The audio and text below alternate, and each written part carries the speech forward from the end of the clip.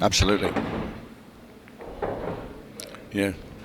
Christophe Lambert basically just all he's had to do is move chairs. Yeah, just walk out the arena, cool down for a minute or two, and then come back out and wait to get to the table. And he'll hope that Jordan chases here, but Jordan chasing sometimes, or more often than that, sometimes he can get out, and he might well get out here. That's a great shot. I didn't think that went. No, I didn't, and he's just freed up everything. So, well, actually, you have to say, the fact that he had to just turn it in a fraction, but you have to say the shot before was fantastic as well. Played with a little bit of reverse side just to land, and 2 back-to-back brilliant shots to make this a very good chance to win the frame. Another clever little shot there, just nudging the 8 ball out into the open as well, so he makes his position 2 in the 8 from his last red relatively easy. It just goes to show that little mini break hasn't affected Jordan Shepherd.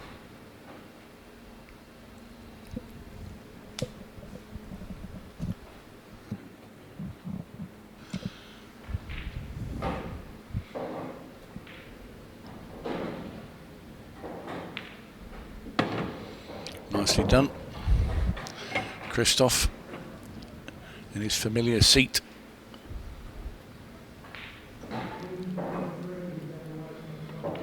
He's had many a close battle, Christophe Lambert, this week. Well, a few 7-6s here and there. So he's no stranger to battling away for his results and trying to grind through. But this is a very impressive start from Jordan Shepherd. Not sure he'd want to be exactly there for this black ball, though. He just made this way harder than it should have been.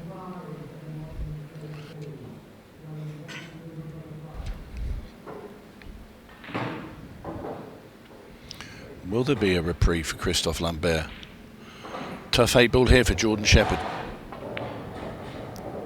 Played that brilliantly. What a good shot there. We were saying yesterday in commentary that the French players, you've got Yannick Beaufils, Christophe Lambert, they're very meticulous in how they address the break shot. You know, exactly where they want to put the cue ball and stand. Yeah, very precise. You'll see that dot facing us on every single break. I think Yannick Beaufils, somebody said, he actually sort of wipes his cue 6 times exactly before he would then address the table, which is, well, fair bit of superstition there, or routine, if you want to call it that. Yeah, it's amazing, really, the different ways that players will do it. Okay, Christophe with his first real look at the table then. At this level, players will go back-to-back on finishes against you all the time. You just got to be able to sit there and take it, wait, and then when you get a chance like Christophe has here, you've got to take it. And I think he's okay. Yeah, he's definitely on the one to right centre, so all good here. If you're being a bit greedy, you'd like to nudge that red about another inch further down, because so you're just completely out of the way of that yellow, but it's pretty open now. You'd expect Christophe Lambert to trouble the 8 ball in a few seconds' time or a minute. Can't see any major problems here. If he had any pre-match nerves, this will settle them if he gets this frame.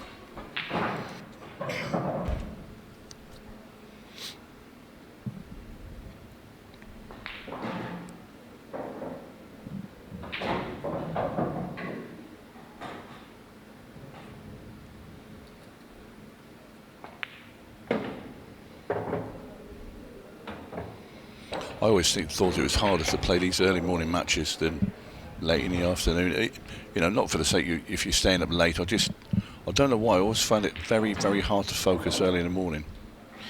Yeah, and every player will be slightly different, but I'd say the majority of pool players would be along the same lines as you, Tony. I think pool just seems to be a bit more of a night owl sport, doesn't it? Well, when you grow up playing it and you play in your local pub or in your local clubs, it's always in the evening when you're it's playing. Never in the morning, yeah. No, don't suddenly get up and think, oh no, I'm just going to have a game of pool, then I'm going to have my breakfast. I wonder if any players have reached the level of analysis to think about that and think, I know I'm going to have to win these tournaments, play an early morning match and maybe force themselves to go to the practice table at 9 o'clock in the morning. At the World Championships, say 15, 20 years ago, I would purposely, if I had a morning match, I would be up at 7 and I'd be in the pool room where the tables, because the balls are always out early in the morning, you'd have all the cleaners going around with a vacuum cleaner, and I would have been in there for a good hour just to sort myself out, so getting rid of those, you know, let's say get the cobwebs off a little bit.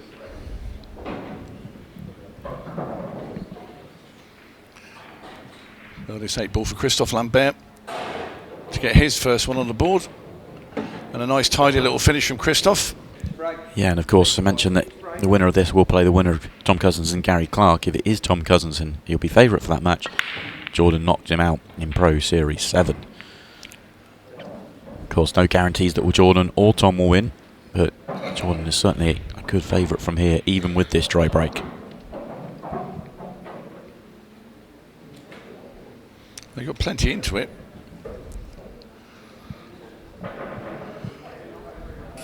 But no mistakes now from Christophe Lambert, and he's going to require also Jordan Shepherd to have plenty of dry breaks, I think, if he's going to come anywhere near catching him.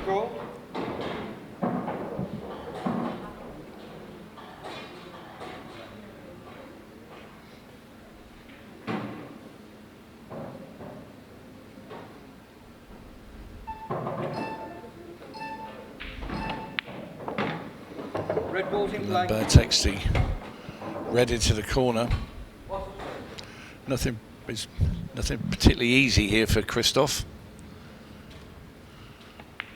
So I think Jordan Shepherd would be quite happy to watch Christophe remove a few of these reds.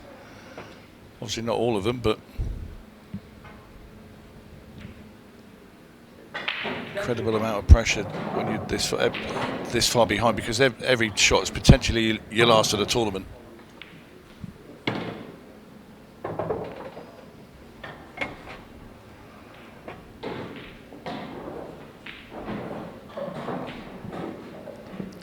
Just having a look at a double with this red. Was that going to the centre? I'm not sure if it passes. With the red that's stuck to the yellow there, I wonder if that goes into the top right hand corner.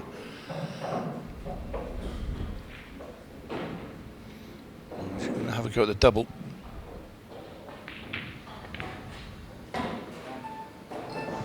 Another one gets away from Christophe Lambert. He will fear the worst.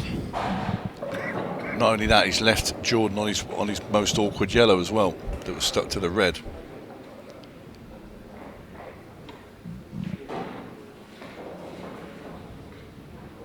Maybe he doesn't even go up. He's going to probably have to move it then.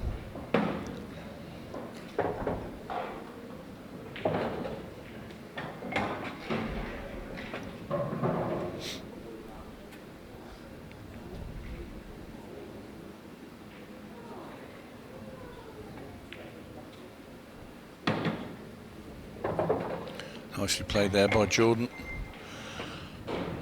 And this is a big chance now.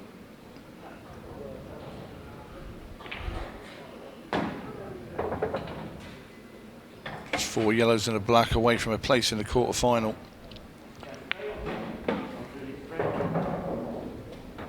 Leading 6 frames to 3. He must have to move that yellow and the red, because he was dead straight behind it at the start of this visit to the table, and he refused it, so he's having a little look to where he can get an angle to kick it out.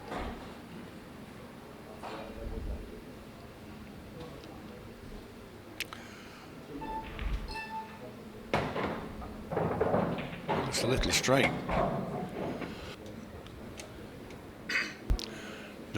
Ideally, I'd like to be a little bit higher up, where he could have played it off the cue ball off the 2 rails and just gone into the red and the yellow.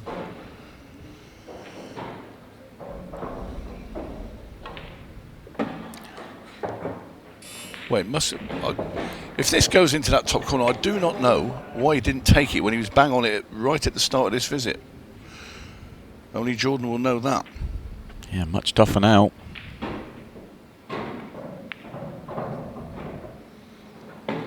What a pot. Yeah, needs another one. This is a tricky little match ball. And then it goes, and Jordan Shepherd progresses to the quarter-final. Oh. Rolled it in, and it didn't quite make it in time. That was how close it was. That really is heartbreaking. TC with a signature monster break. And it's a pretty good start, but he'll really want an opening red. If he's not got one, it's a really awkward split for yellows. Yeah, his eyes went straight to the red that's just coming towards that 8 ball there, Stephen. I think he's okay. I think he does pass up into the top right-hand pocket, but like you say, it's a tricky opening pot. Is he going to be tempted by this long one down into the bottom left-hand pocket? No, yellows are going to be his choice. So work to do here. Yeah, and I'd suggest a lot of work as well. The yellow closest to the 3 reds bottom right is a massive problem.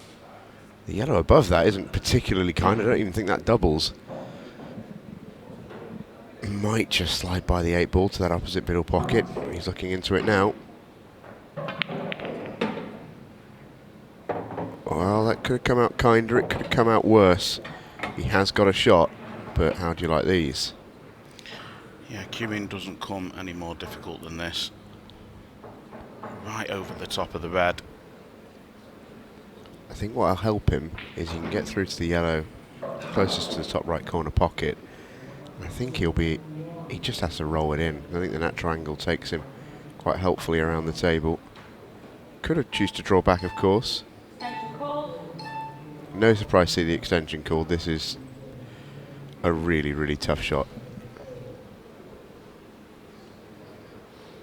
Can just see so little of that cue ball. Well, he's opted for the safety shot. A couple more rolls than he would have liked, I'm sure. And Gary Clark faces the same problem that Tom did following the break. He's going to have to take on this long red down the left-hand side. He is coming round to have a look, see if he's got another option, as we see Declan Brennan taking note of everything going on table 1. Yeah, that was a tough shot for Tom Cousins. The issue he had there was the pot obviously was frightening, but the safety wasn't easy either, because you've got to get that pace control. The line wasn't particularly hard to hit, but the pace control was really tough. Yeah, and when you've not played a shot in the match as of yet... Yeah, you don't want that to be your first. No, absolutely not. What's he left? Again, that yellow closest to the right middle pocket. I don't think is any more a problem. I think the red has just moved enough to the bottom right. It's not easy for Tom Cousins, but it's a more presentable chance than when he last came to the table.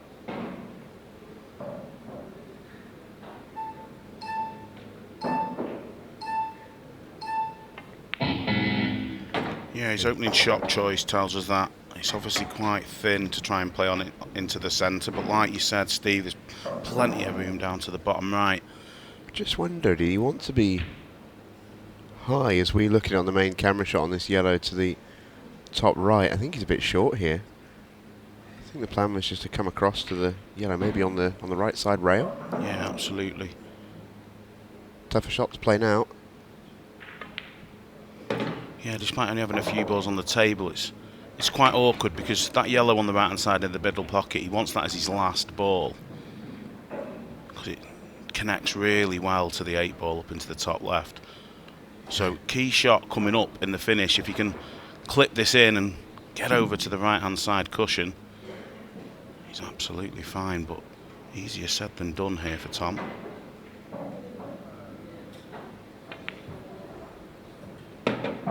Jaws. No surprise. I think he may have been actually targeting the yellow there. Wouldn't surprise me, yeah. Quite fortunate not to find the pocket and still be at the table, but going to need something a bit special to continue this break. Yeah, it's not just making the yellow, it's how do you land on the next yellow. And the ball's... Keep the cue ball really still. That's excellent. That really is excellent. Wow, that's a shot. I mean, when the ball's so close to the cushion, I think it might have even been touching. It makes the double a lot more difficult, and he's played that with side as well to hold onto his last yellow. Excellent. Yeah, really I thought the only way he was making this was running the cue ball, because you know, he's so square on the double. You have to put a bit of force into it to straighten it up, and to kill it off the cushion there with the side is just an awesome shot. And the yellow is just going to drop in. This is a phenomenal visit to the table from TC. That was tough. He was never once in position until the last shot there. 8 ball was the easiest shot, and he'll take that 1-0. Shane Thompson beaten by Mark Fleming. Josh Corkett taking down Ronan McCarthy in a decider. So 2 names sometimes you see later down in the draw, and you see a quarter-final lineup, and you think, oh, they must have had a good run. And in the last 16, Mark Fleming against Josh Corkett, I think it's safe to say they'd both be pretty happy with that draw and both really fancy that.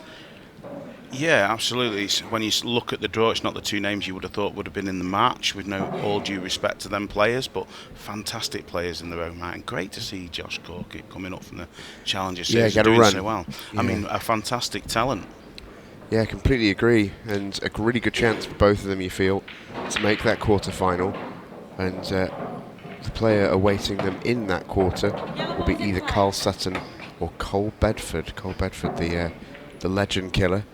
Yeah, absolutely. He's taken down another one late last night, got the better of Carl Boys. He's getting a little bit of a reputation for that, is Cole Bedford. He's been practicing his Randy Orton poses. He's an excellent value. He really is. Tenacious on the table and off it. He's a character and a joy to commentate on. Yeah, tenacious off the table is one way of describing him, that's for sure. Think of a few other words beginning with T. No. Tifa, get the tablet out and watch multiple games. The tablet and the phone. That's what I would have out. All 3 games. Gary Clark looking to reply in double quick fashion here, because a magnificent break and not too much traffic in the way of these yellows. I don't think he's where he wanted to be here, though. He's very high on it. He did need to leave an angle, but can just concentrate on the pot, and has got it. Yeah, played it well. Choices here. I think you see him take the one at the top of the table, maybe, and swing round off 2. Just going away from his work if he plays the one at the bottom of the table. So he's quite a nice shot to play. To left-hand side and just come back round towards where he is now. Touch more angle than he would have loved. He's just dicing a little bit with that red towards the bottom right corner pocket. Now plays quite big. Depends on what his line is. I think the natural should just avoid it, but needs to be careful. Screw into it, targets the red. That was always a risk. It was a risky way of playing the shot, Jamie. Absolutely right. We know how skiddy these cloths are, but it's just gripped enough and given himself. Yeah, and it goes. And a good response that from Gary Clark. He's got that. You really have to scrape him off the table. What a break. Boom. And cue ball goes in off. Well, that was an orbit break from Tom Cousins. You know what, Steve? I was asked yesterday, what happens if a player breaks off and the cue ball touches a light?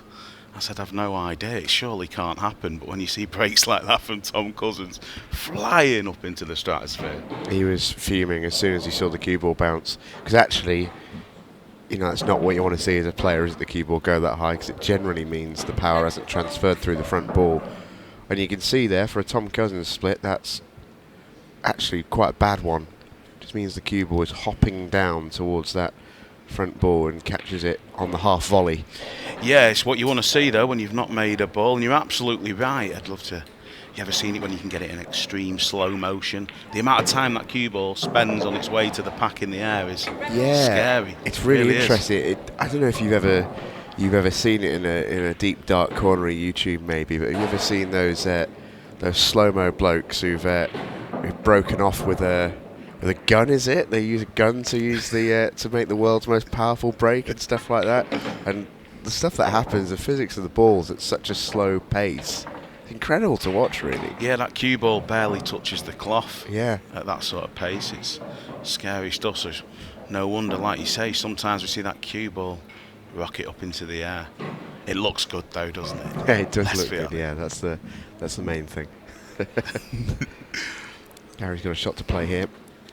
If he gets it right, he should be he should be able to go all in, really, because it develops all his difficult work.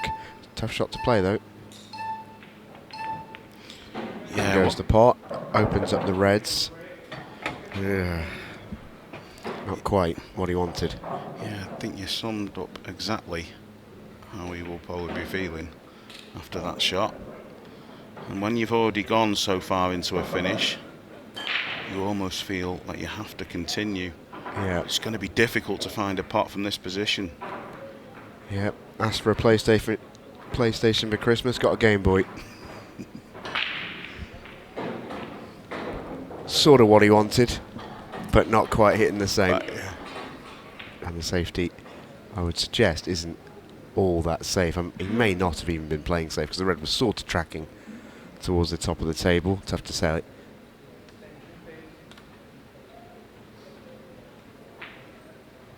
Just to give a shout out as well to those in the challenger draw. We're down to the last 16 stage there. Christy Caulfield is already through. He beat Russ Dunn elsewhere. Thomas Morrow, Scott Pope, Alan Gomez, Dominic Clemens, Bradley Ellison, Josh Uhash, Andy Appleton, Sean Sharkey, Lee Kendall, Neil Toms. What a game that is. Can the CEO do the business? Against the tournament director. Against the tournament director. Can we have a word there, do you think? Oh, unbelievable. Can we have a word?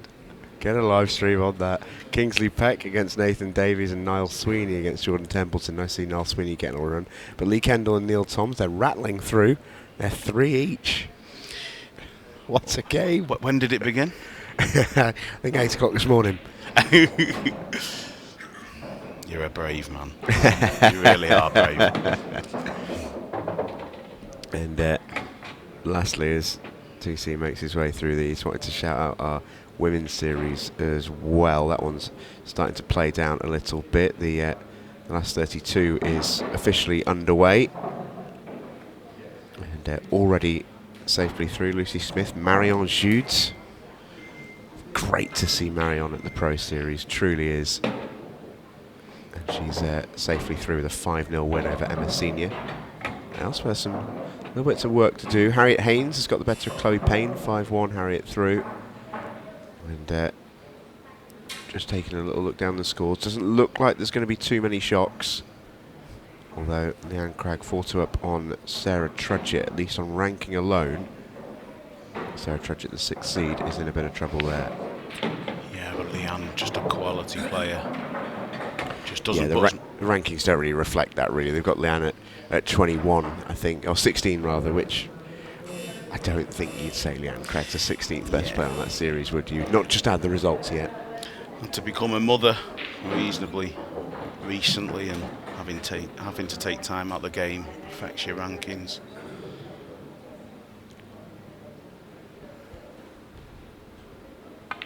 I tell you, Steve, when you were just going through that Challenger series, and as you went through about 5 or 6 matches, I thought... Good names there, aren't there? Well, any of them could win it. It really is a minefield trying to navigate your way through 8 matches in each tournament to lift a title.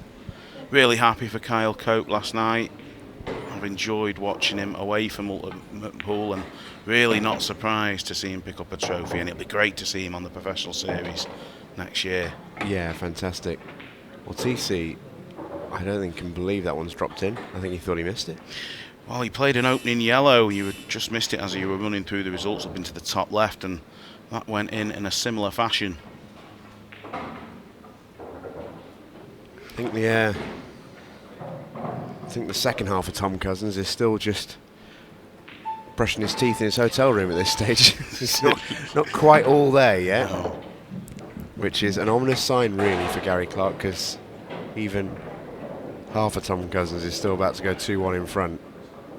He's not quite been his just imperious best yet. He's not had the cue ball perfect. He's not potting as cleanly as he'd like, but he's 2-1 up, a bit of a wry smile, and makes for a great commentator. Leading 5 frames to 4. Gary Clark, however, has one single thought at the moment, and that is, give me a ball off this break. Well, he hit that as badly as he has done all match, you have to be honest. Yeah, hand goes up, and look at the split. Hand of apology, just look at the cue ball here. Not good at all, that, but made a ball, and like you said, a fantastic split. Yeah, puff of the cheek straight away there from Gary Clark. He knows he's got away with one. Makes this opening red. They're all there for on the hill. Well, He's okay. He's okay here. He's got the one over the right centre. yeah, it's not where he wanted to be, but he'll take it. Just has to now sort of just take his time and work out his route now. A plus point for Gary is he'll be used to maximum pressure. There is nothing like team event pressure that compares to any individual match. Yeah, and he thrives under that as well. He really does. And what a great personality trait to have, being better, you know, improving under the cosh. Can give you an update in our ultimate pool higher ups battle. Lee Kendall, the CEO, 6. Neil Toms, tournament director, 3. Well, can you imagine how many sets of pool them two have played against each other? Oh, a lot. Over what, 30, 35 year career, something like that. Probably 40 actually, closer to. Because they're similar sort of age, I think, those two. They haven't played junior pool together. They'd have been in the same sort of, ballparks. Certainly represented their country together for an awful long time. As a young man, I used to come up to Blackpool and watch the team events, and them two were always in action. Well, one of them was always going to be upset, and it's looking like Tom Cousins isn't going to be too happy here. Watching his opponent climb up onto the hill. Can't do anything about it. Gary's still got to dot the I's and cross the T's here. Wow, he's just gone a little bit too far here. Forced into using a touch aside when he pots this as well. Doesn't want to bring any centre pockets into play. Is he cutting this back? I'm sure he is. Still got to cross the T's and dot the I's. Excellent. And there it goes. Really, really good recovery pot, that is.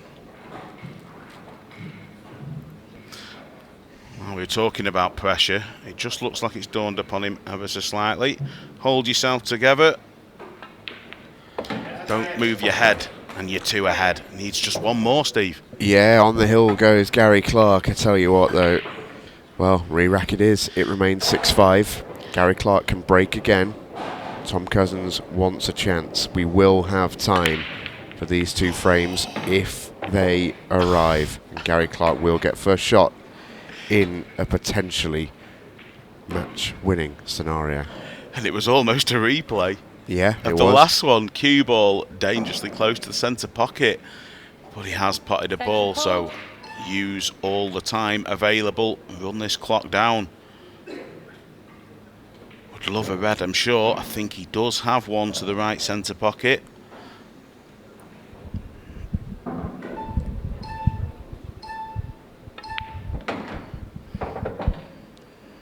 Red ball's in play. And if he's landed on this one behind the 8 ball, he's got positive intentions for this frame. Can't do too much with the cue ball.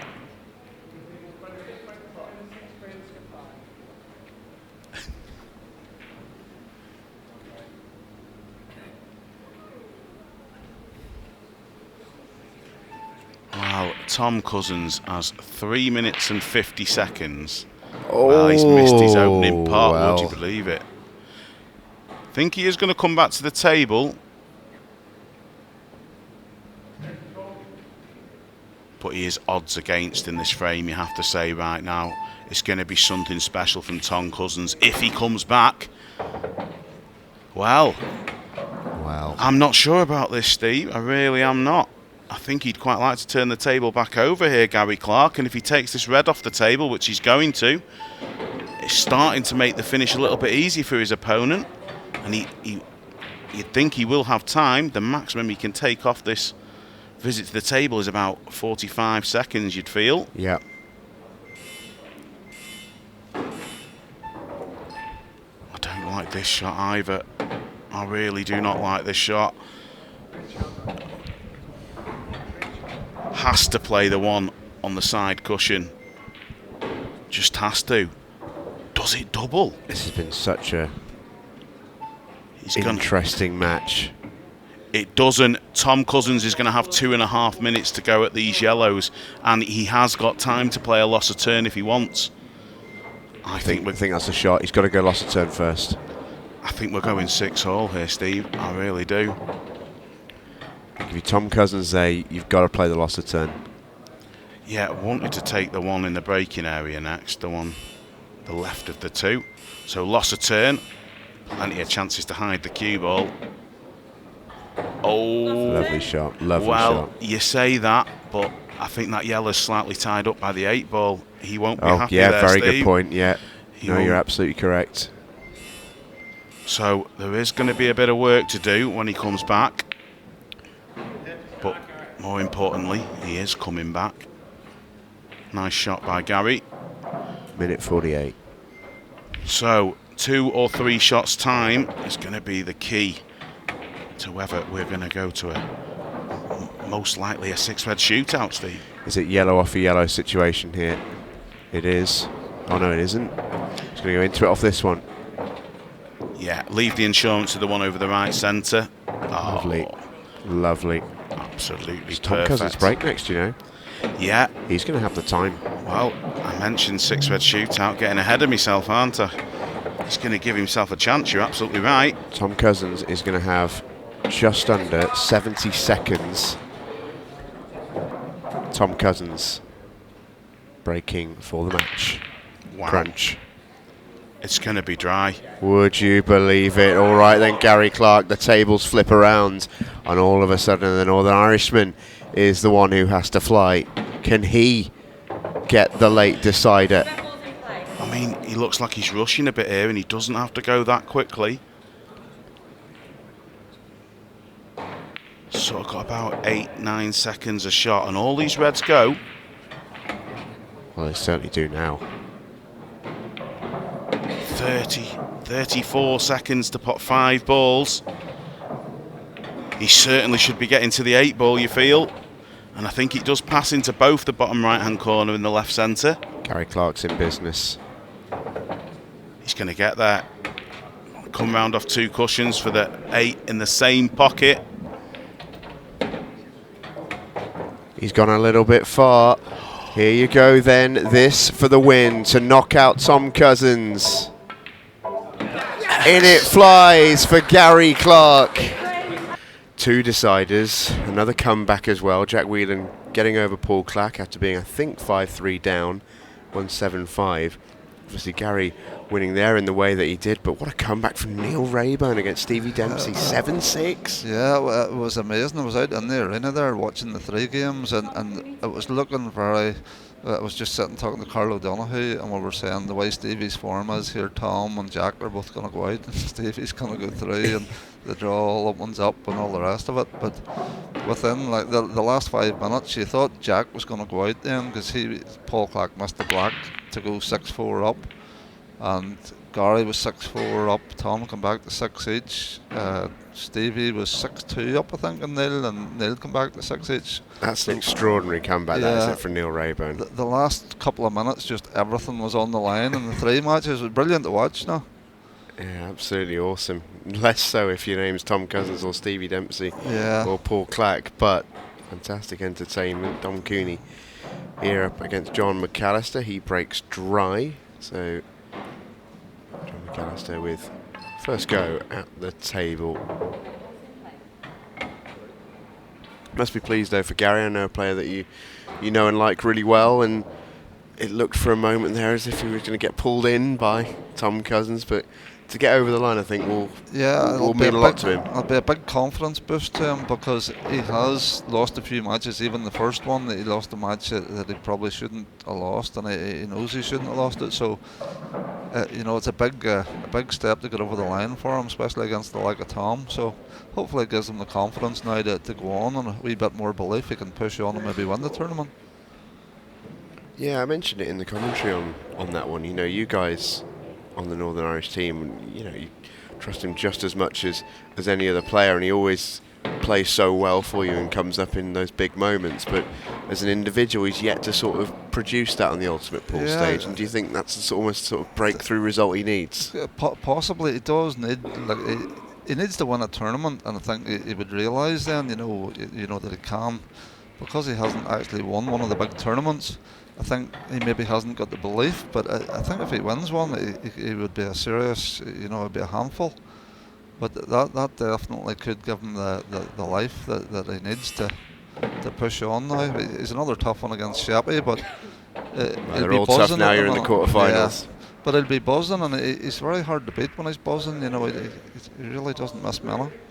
Well, that's it, isn't it? It's finding that feeling, because he's such a great team pool player, because he gets that buzz and he gets that confidence, and he's flying around the table. Maybe hard to replicate as an individual. Yeah, he's very similar to Sheppey, the way he plays the game. The two of them are real buzz players. They like to get on with it. That match will just be a pot fest. Also, we've been chatting about Gary Clark, with just pointing out that John McAllister has gone through that finish beautifully. The other quarter in this side of the draw is Jordan Shepherd and Gary Clark. Neil Raybone will play Jack Whelan.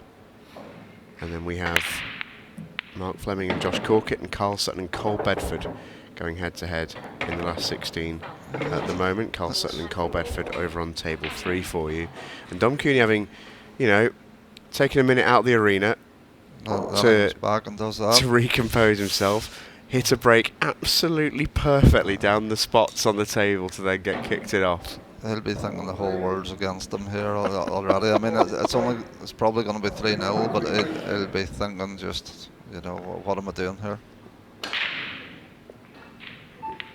I do often think this when things are happening, but who'd be a pool player at times? Yeah, it is. It's a very, very cruel game. I know a lot of people think it's an easy game, but it can be so cruel at times. Yeah, when it goes well, it's fantastic. But when it is, Dom there, everything is against him essentially. That can be tough to take. For John McAllister though, everything's coming up for him, and you just have to be ruthless and turn the screw and make it count. But John's probably not. He's probably not seeing himself as having a bit of luck here. It's only the bad luck you see. You never see the good stuff.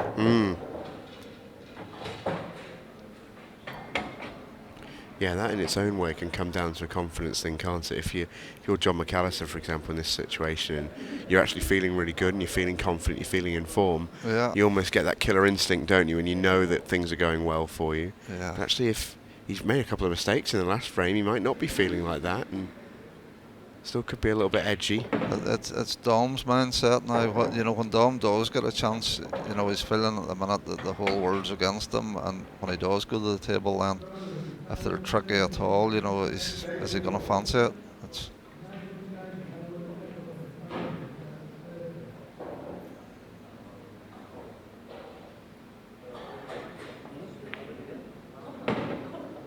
Played that well. Oh, just a roll far now. It's okay.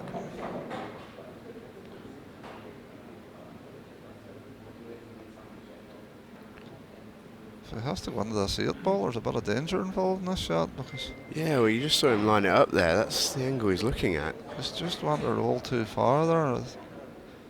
Maybe he has to go into it. Could snooker himself very easy. Yeah. Oh, you called it, Ronan. And all of a sudden, Dom could get a reprieve, and if Dom gets out of this 2-1 down, he will be delighted. It's such a strange game sometimes, because John McAllister came out in that first frame and played a perfect frame of pool. It was Cue ball was on a string. He was in prime position for every single shot. Really did just play a perfect frame. And you just think, right, he's in shape. He looks in good form. Watch out. And then since then, nothing has gone right for him, and he looks a bit edgy, and he's making sort of silly errors. It's a big frame now for Dom Cooney, you'd say. This is massive. This clearance is massive for Dom. If he gets him, he's feeling good again. Whereas if he doesn't get out here, can't really. There's maybe no way back for him. Yeah, and they're all there for him. This is one of those where you do just have to almost forget about all the nonsense that's gone on. Yeah. Because there has been a bit of it for him, and you've just got to think, right, now I've just got to execute. There's no excuses here. This is all on me.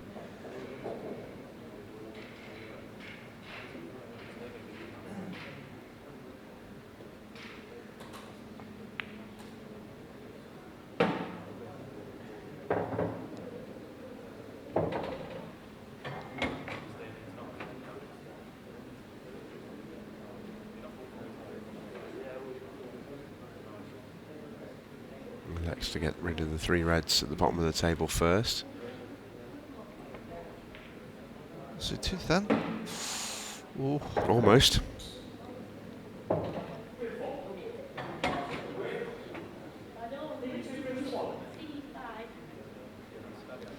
know, just normally this is pretty routine, but just the way the matches went, it's just not. It just needs this so bad. Yeah, you can't take this finish for granted at all, can you? And the thing is, he absolutely won't be, which almost in its own way. He's going too far the other way and putting so much pressure on it. Yeah. I know, he knows how important this one is.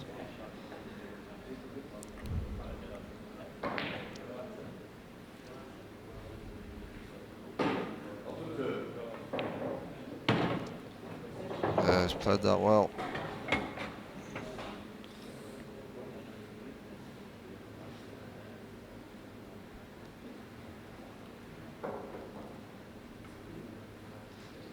Just has to force out off the cushion a bit here, just has to cue this well.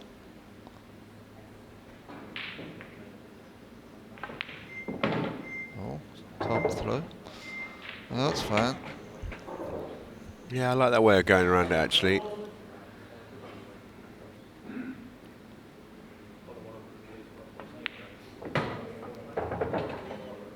Himself, pretty decent 8-ball here. This to get on the board, and what a tonic this will be for Dom Cooney. Yeah, he'll be delighted with that. He'll be delighted to be 2-1 down, because he was in his seat once he went in off.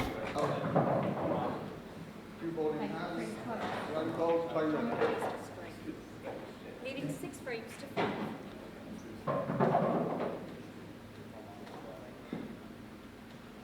Josh Corkett making a game of it against Mark Fleming at 6-5 over on table 2.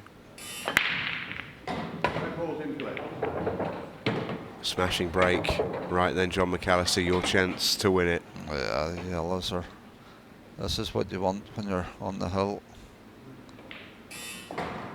Probably the best break of the match that he's hit. Called. And to be honest, Dom is, you know, he'll be kicking himself because he did have the chance to win the match.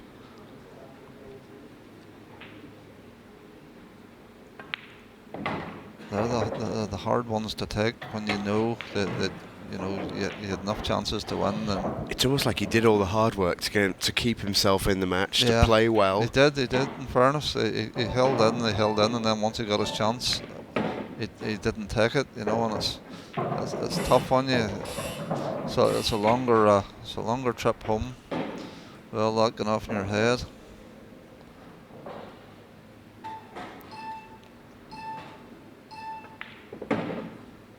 Just hoping for a mistake. You just can't see one coming in this visit, though. Yeah, it's really hard to see when it's really just drop-ins. Just play for the one to the middle, and then the other one to the middle is his last ball, and it runs you onto the 8 ball. It's hard to see where he can miss there.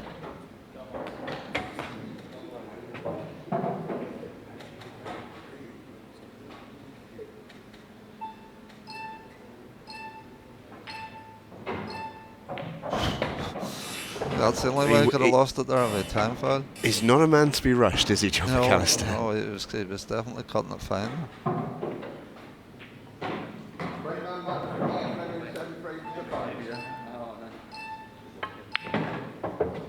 He's played that beautiful. You couldn't set it much better with your hand.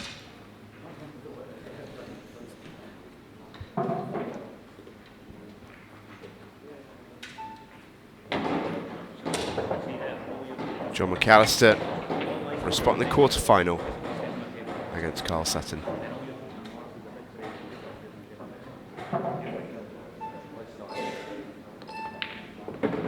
Cues it in perfectly, and Dom Cooney is vanquished by John McAllister. And it is another quarter-final matchup. Neil Raybone and Jack Whelan are about to get underway. See who can join John McAllister in the semi-finals. They won't play John, they're on the other side of the draw. But it is Neil to get us underway in this race to 7. 50 minutes on the clock as always. Simon Webb and Pierce Sherratt with you for this one. It's been a good weekend so far, Pierce, but there's some big action still to come. Yeah, we've definitely seen some big matches. I'm exhausted after that round of 16 match. I was on the Neil Raybone and Stevie Dempsey match, and obviously following along with what happened with Gary Clark and Tom Cousins. A lot of action in the arena at that time.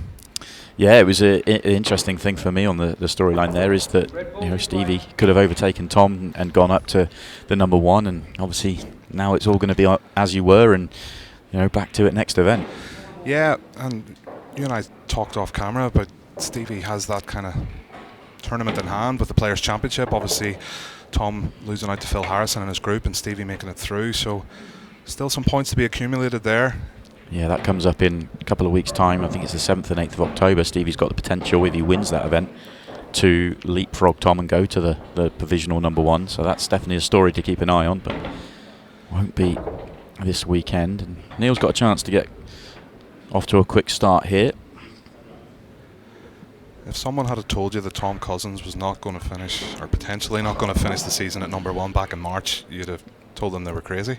Put it this way, he's won 6 tournaments in about 8 months, and he may not finish as the number 1 player. I mean, that's... Ooh, Neil's used it all there.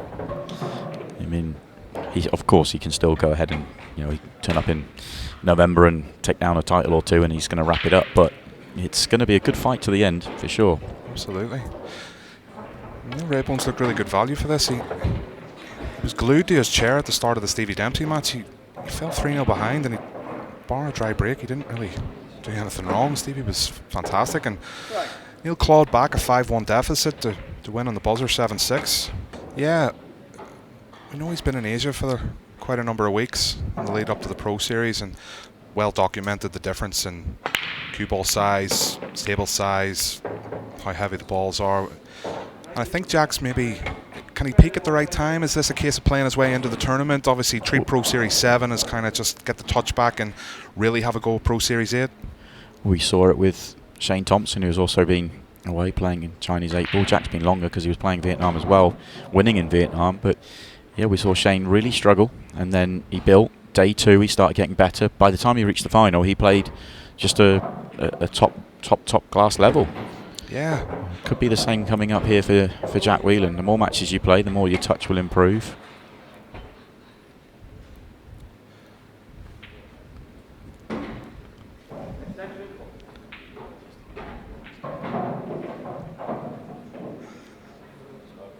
As we see Jack Whelan just needs to make sure he works out the pattern properly. Every ball has a pocket. Don't really see any problems here, Simon, with how he goes about this. He just needs to make sure he makes the right connections. He's such a clever player.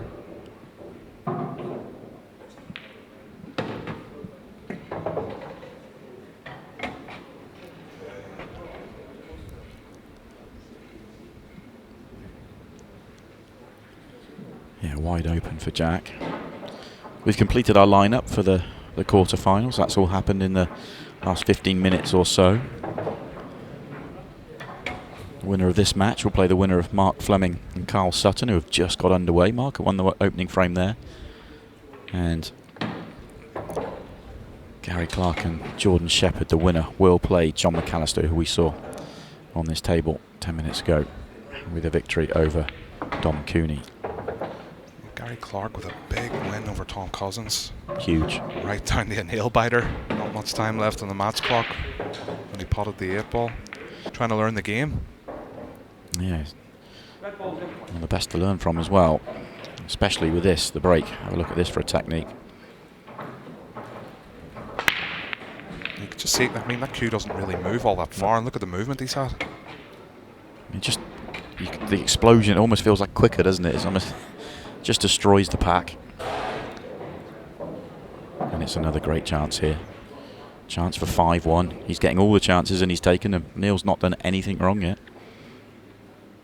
I mean, if you're Neil Raybone and you're sitting in your chair, what way do you feel? Are you disappointed, or do you just take it on the chin? You haven't had enough chances to even lead in this match, so. Yeah, it's one of those for Neil. He's been around this game long enough. He's played all the top players enough to know that he has to sit there and take this, but he has to be ready if he does get to the table at whatever stage it is, and believe that he can then turn it around, do 3, 4, 5 on the trot himself. Well, he's proven in his match to get to this stage that he's capable of doing it. He was 5-1 behind to Stevie Dempsey, and he managed to come through. Stevie Dempsey broke dry on the decider with a minute left, and Neil duly went in and took them out to get to where he needs to be. There's no arguing the pedigree of Neil Raybone. He's been a top player for such a long time. Yeah, and I think he struggled a little bit with those last-minute clearances as well. He's had a few opportunities, and we saw it in the pairs, actually. He had a couple of good chances for those. It's just something, a new skill to learn, to be able to run around and do it quickly. So to do it against Stevie in the biggest stage of all, he's obviously getting to grips with that as well. It's been well documented how well Stevie Dempsey manages the clock. That's a lovely shot. How well Stevie Dempsey manages the clock. Arguably the best on the circuit. I think so. At what he does. A little bit unfortunate from Stevie, I have to say, on the decider. He absolutely flushed the break, and it's one of these things with pool. You can flush the break, you can time it to perfection, you can perfect the shot and practice it, but if the balls don't go in, there's absolutely nothing you can do about it. Yeah, it's a huge amount of skill to then have to get a little bit of luck. Jack Whelan has looked close to perfect in this match. The ball missed. I saw him after his last match and said, well played, how was that? And he just looked at me and shook his head. Didn't say a lot. You could just tell he was disgusted with how he played. So just shows you, he's had about an hour, and all of a sudden turning up and looking his best. He's a class act. Yeah. Such longevity, fantastic junior career. No surprise for me to see Mark Fleming battling out in the quarterfinals. Well, Neil will get back to the table. A dry break from Jack Whelan, a rare dry break. Can't help but feel we scotted him a little bit there. Yeah. I think we were wrapping the match up at that point. We were just thinking about dinner. Yeah, I mean, it's been the theme of this match. Jack Whelan just seems to be break and finish, but you can't break and finish if you don't get a ball. And this is where you have to be so mentally strong for Neil. You have to believe that you can still win this match, and okay, you may not get enough chances, but the first thing you've got to do is take this one, then you've got to break well, take the next one, and just see what happens from there.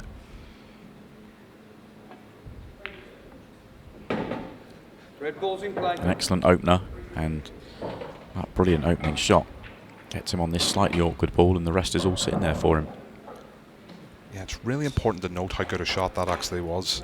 In the context of this match, it's a long, straight pot that he had to slow roll. He had to push that cue through in a completely straight line, and he's been completely frozen out of this match, so he's cold.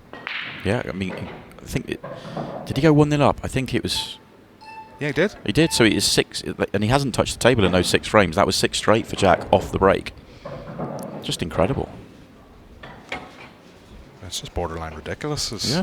So he's sat out 6 straight frames, and then you've got a Q1 in dead weight down the cushion. Very classy from Neil Raybone. Neil Raybone finds himself in virtually the exact same position he did in the last 16. We know how good he is. He's shown us already this tournament that he can come back from a big deficit. There's plenty of time left on the match clock. Just under 30 minutes left.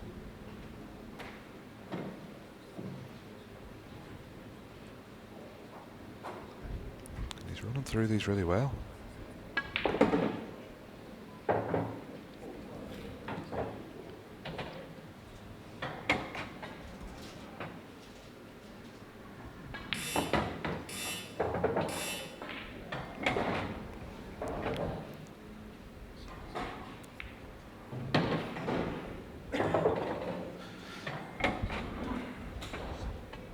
Simple 8-ball. Right. Yeah, I'll have to do. I'm going to run out of fingers if I try and work out how many world titles between the 8 players. It's a lot. Yeah. And the standard of the ladies' game, the women's game, has just gone from strength to strength to strength. Through Ultimate Pool, through the production of it, but also the standard. Yeah. I mean, obviously we've got Emma and we've got Harriet playing in the Pro Series. We saw Harriet. She's won quite a number of matches this weekend against some fantastic players. She knocked Simon Fitzsimmons out of Pro Series 8. Yeah. We've seen Emma have scalps. We've seen, I mean, Harriet recently has beaten Declan Brennan.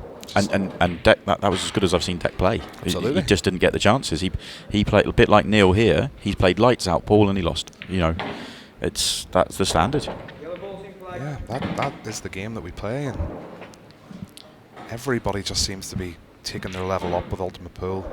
They've been given the platform to be able to do so, and the tournaments and the formats and the structure to be able to do so, and it's really seeing the game thrive. It's so good to see. Yeah, I think for the women's series in particular, I think one of the things I'm most pleased to see that Ultimate Pool have done, you know, Lee Kendall and his team have put together, you know, a great tournament and allowed the ladies to have the platform they deserve. But the fact that we get to see these tournaments play down from the quarterfinals onwards is brilliant, because we're so used to, you know, years gone by and we might get to see the final, might not get to see, you know, it's absolutely right that we see these tournaments play out from much earlier in the events, and hopefully we get to see more and more. I'd love to see some of the last 16 matches and maybe some of the earlier matches played out as well. Maybe that's to come in the future. Well, based on what happened in Morocco, we can virtually guarantee Marion Jude match is going to pull in a large viewing audience from France. Yeah, no doubt about it. I'm hoping I'm not on comms on the Pro Series semi-final, so I can go and watch it. As we look here, there's not a great deal to commentate on because Jack Whelan once again. Well, it's a perfect match, isn't it? Assuming Jack clears up here, and we're expecting that. It's 10 straight. Sorry, it's 11 straight, and Jack's done 10 straight, and Jack's done 7 of them. I mean, if we're like as hyper critical, the only thing Jack's done wrong in this match is one dry break. Yeah, nearly went in off. He just lost the cue ball a touch, and obviously dry. Brilliant performance from Jack. He's certainly in tournament winning form. It's been a little while for him. It's been over a year since he's been into a final with Ultimate Pool. Or nearly a year. Yeah, and Jack's going to want to get back into that winner's circle. A player his ilk, that's where he needs to be, that's where he deserves to be. As we see this 8-ball to wrap up victory. And Neil Raybone, I mean, he's going to come over, shake hands. You can see the big smile. He didn't have enough chances to win that game. No, he took every chance he had. So did Jack Whelan. One of these two will face either Mark Fleming or Jack Whelan. John McAllister breaks off very, very well, but he's not been left a first shot. How do you like those in the big match? Steve Jameson, Tony Holgate with you for this one, and a really interesting semi-final lineup, I think, Tony. We've got two fantastic players here, in which there's no massive surprises that these two are in the final four of a big event, but when you've got a fantastic run from Mark Fleming, I think fair to say a bit of a surprise package for the weekend, but what a fantastic run for him to put it together. Yeah, well, I was lucky enough to commentate on Mark Fleming's game in the quarter-final, and wow, he did play brilliantly. And it's in contrast, because early in the competition I did the commentary when his brother Ryan was playing, and he was having a really bad day at the office. But it's nice for the family that Mark sort of found his form, and he's playing ever so well. Jack Whelan also, he had a struggle on event 7. Yeah. And I spoke to him earlier, and he's still not convinced he's playing particularly well, but he's still there. And again, somebody who's just a tremendous player. He's got a fantastic break, and if he gets that going, then, well, they could all be in trouble. Well, he put together a phenomenal performance against Neil Raybone in the quarter-final, where Neil Raybone had one of those matches that can appear every now and then where he doesn't actually do anything wrong in open table. When he came to the table, he cleared up. He just didn't get to the table very often. His breaks let him down. And a very, very quick 7-3 win for Jack Whelan. And he's just starting to heat up a little bit. John McAllister had a strange match against Dom Cooney. I did that one about a couple of hours ago now, and it was a very uncharacteristic sort of John McAllister performance. Didn't look confident for much of it, and tried to be a little bit too perfect sometimes, and would force himself to play difficult shots, land perfect on balls that sometimes he could have just landed on and made them. But he got through, and hopefully that sort of settled him a little bit into this semi-final. Yeah, he's a terrific shot maker. I was on his game when he played Craig Waddingham in an earlier match, and he was fantastic against him. But I suppose, does your mind change from opponent to opponent? I guess it can do. Like Jordan Shepherd, I mean, in event 7, he was fantastic. He beat Tom Cousins in the quarters. Gets to semi-final against Chris Mellin, just never turned up. Yeah. So I think that might be conscious in his mind in this event. He's played really, really well this morning. Well, you've got to give him a lot of credit. I mean, to go back-to-back semi-finals, even if you were to lose here against John McAllister, it's still a fantastic weekend for him. But I heard him speak to Simon a little bit earlier on. He said he had the file under him a little bit, that he was sort of due a bit of a performance, and he's seeking something from this frame. He's got a lot of work to do to get it, though. It was a miss from John a moment ago, but he still had a lot of currency in the frame. Sheppy's gone some way to chipping away at that. How much further he goes, though, is up in the air, because that red just the other side of the yellow from the cue ball is a real problem for him. Yeah, at the moment I'll be happier to be on yellows, but he might try and develop it now if he hit this thing off. I'm not sure he could. The only other way he could play this is play this into the middle and scream the cue ball over to the left-hand side rail and then try and smash in that way, but he's going with the more measured approach. The other way is if he play the red off the yellow into the corner. Yeah, pops it out there. That shot looks on, but it looks on from one camera angle and looks not on from the other camera angle. It it's can just be where deceiving. the yellow is, where the knuckle is. But yeah, I think that's where the plan is now, because of where he's just put himself. Yeah, agreed. And he's right behind that shot now. Just like a little bit more angle though, Stephen, wouldn't he? Yeah, he'd love to be a little bit further across, because he's got to land on the red, of course. It's all well and good making the pocket free for it, but he's got to land on it. That'll do. Well, ish. It's a feasible pot. He would have liked just a couple more inches there, but he had to play it so hard there to try and force the cue ball across. I don't think he's going for it. Well, that's a clever shot. Yeah, he doesn't want to be touching ball. There it is. Not such a clever shot then. Yeah, but John's got it's a difficult shot for John to play. He can just pot Jordan's red here, which will be the first part of the shot, but then it's hiding the cue ball, and he can't. I don't think he can get to the centre. Can he get back behind the yellow? I think that's the only way he can play it. Unless he's just going to try and nudge it over to the side rail. Up and down, does he? Yeah, I think you've got to fancy Jordan for this shot. It's difficult, but just the angle, because if you try and play that with left-hand side, you either get nothing or you get too much and miss it completely, because you're going very close to the jaw of the corner. Tough shot. Played that brilliantly. What a shot. That's unlucky. How's that not gone in? We've seen plenty of shots drop in at that angle this weekend. With that cue ball coming down the table, I'd have had a couple of quid on that going into the pocket. Yeah, absolutely. And like you say, it's quite generous, that pocket as well. Yeah, through absolutely. The week. I'm very surprised that's missed. I think Sheppy is.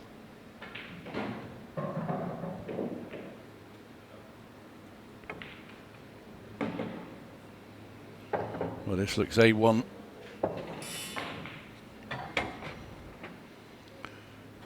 Well, unless the lighting frame all falls down on top of John McAllister's head, I can't see him missing these. Never rule anything out. But, yeah, it would be a ginormous shock for John not to knock these through. And he will go 1-0 in front. Sheppy had his chance, tough as it was. Nearly made it count. John McAllister at the second time of asking gets the job done. So I'll put him in a chair for 2 frames. Yeah, that's the last time he touched the table, and he's kicked it off. Can be a tough place to be at times. You can see Sheppy's locked in though. He's in the that phrase for like football managers on the touchline where they're kicking every ball. Yes. You can see him there as he comes to the table. He's sort of nodding for balls to bounce off rails, and he's really zoned in. Yeah, he did it actually for the yellow and the red over the middle Yeah. there. He wanted to make sure there's room for that yellow to go past, but he's still pondering which ones to take. Yeah, it was like watching Alex Ferguson on the bench when a corner used to come in and he used to do the pretend header. You can tell Sheppy's locked and loaded. Fired up for this one. Well, he'll need to get a move on. Never a problem for the Welsh Wizard. No. It's not often we have to say he's got to get a move on. No, it's not. The time he used up there was just decided red or yellow, I think, because they're all very inviting. I talked in the last frame about he can be a bit of a sort of impulsive mover of balls. I just wonder if this time he'll keep the red where it is. It's tough to tell from this angle, but I'm pretty sure he can land behind it and drop it in. Well, he doesn't want it to be his last ball, does he? Judging where the 8 ball is. Well, you wouldn't imagine so. Because you don't want to be playing out of pace into that middle. Absolutely not.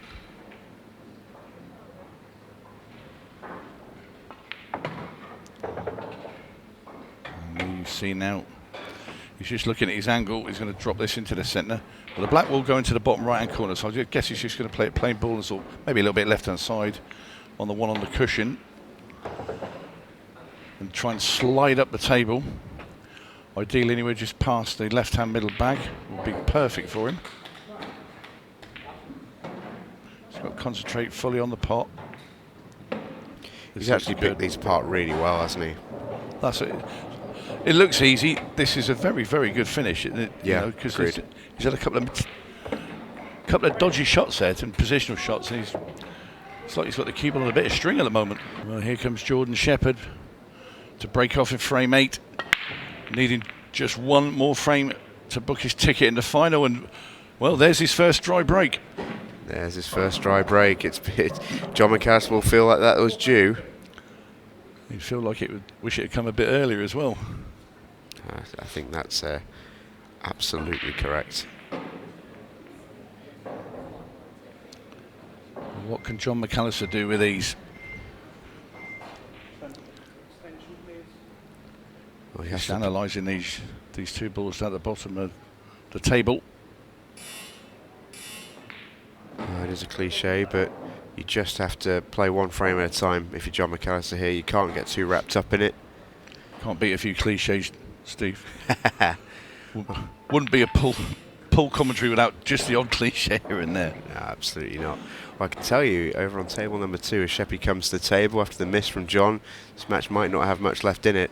Might not be much left in the women's quarter-final, as Anne-Louise Arcourt is breaking off against Marion Jude at 4-2 in front.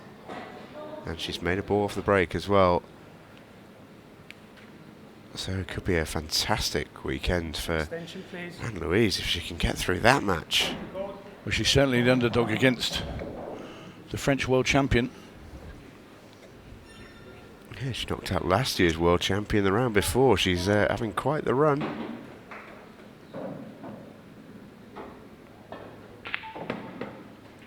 Well, he must be able to get to this ball that's nearest the pocket. Well, I thought, when I initially looked at those balls, I thought reds, because of the 4 reds all round by the black ball as well. Looks, if he could sort of surgically remove the other 3, then you think the match is over. But now looking at it, Sailed in. Oh, these camera angles really do play tricks on you, don't they?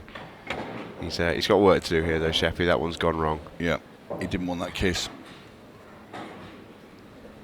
So looking at screwing a cue ball into the yellow to try and cannon it back into that middle. Now he's looking at the cut plant. Yeah, very nice. Yellow off the yellow. He's just bumped the black out as well. out of that cluster. I mean, it was available, but it's certainly a lot more easier now where it is. Oh, look at this for a shot. Lovely. Nearly hit every ball on the table there in that little shot. Well, when Jordan Shepherd is in the mood, he is just a delight to watch, and he has been a delight to watch in this match. He has.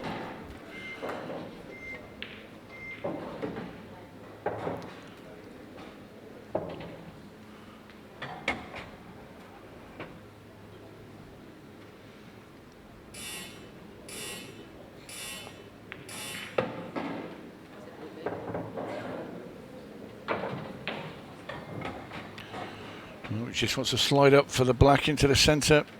Play this with a tad of right hand side, I would suggest. Brilliant shot. Just cueing like an absolute dream, Steve. What a performance. What a performance from Jordan Shepherd. Twice a semi-finalist this weekend. He gets to his first final. Talking me through the next 50 minutes. It's great to be back together, isn't it? First time this weekend. It is fantastic to be back though, isn't it? Me and you in the dream commentary box. Absolutely. Always goes well. Jack getting us underway with a signature break.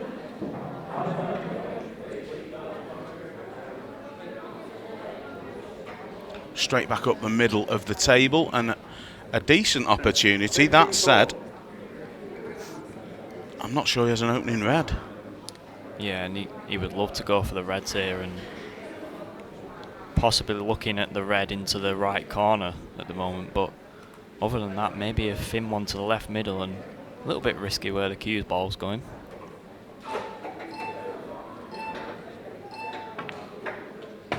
Definitely the heavily favoured colour set here, Aaron. Yeah, it was a nice opening shot as well there. Probably actually got into it more than he wanted to. He probably wanted to cannon the red, which is on the right-hand rail, but still a very good opportunity from here.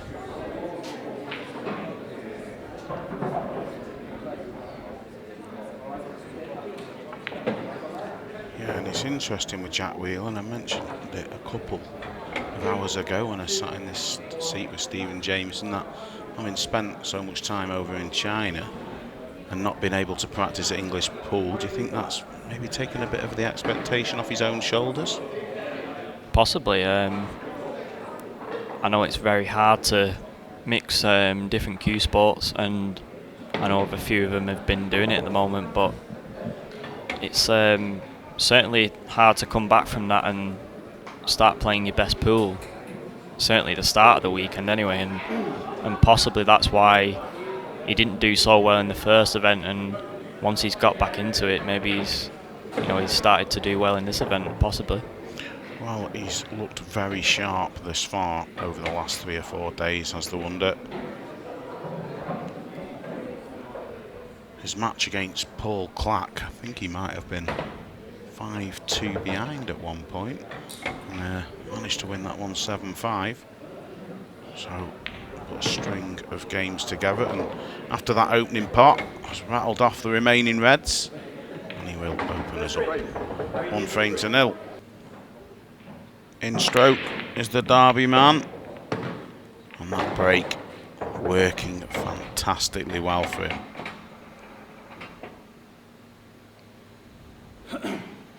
Once again, no way near at max power, but lots of control, and well, near on a perfect break, you have to say. It certainly is, and it's actually frustrating as a player to watch Jack break like he is doing, probably like 70% power at most, and obviously, yeah, it's just, I can't believe how he does it really, the break. It really is working for him though out there.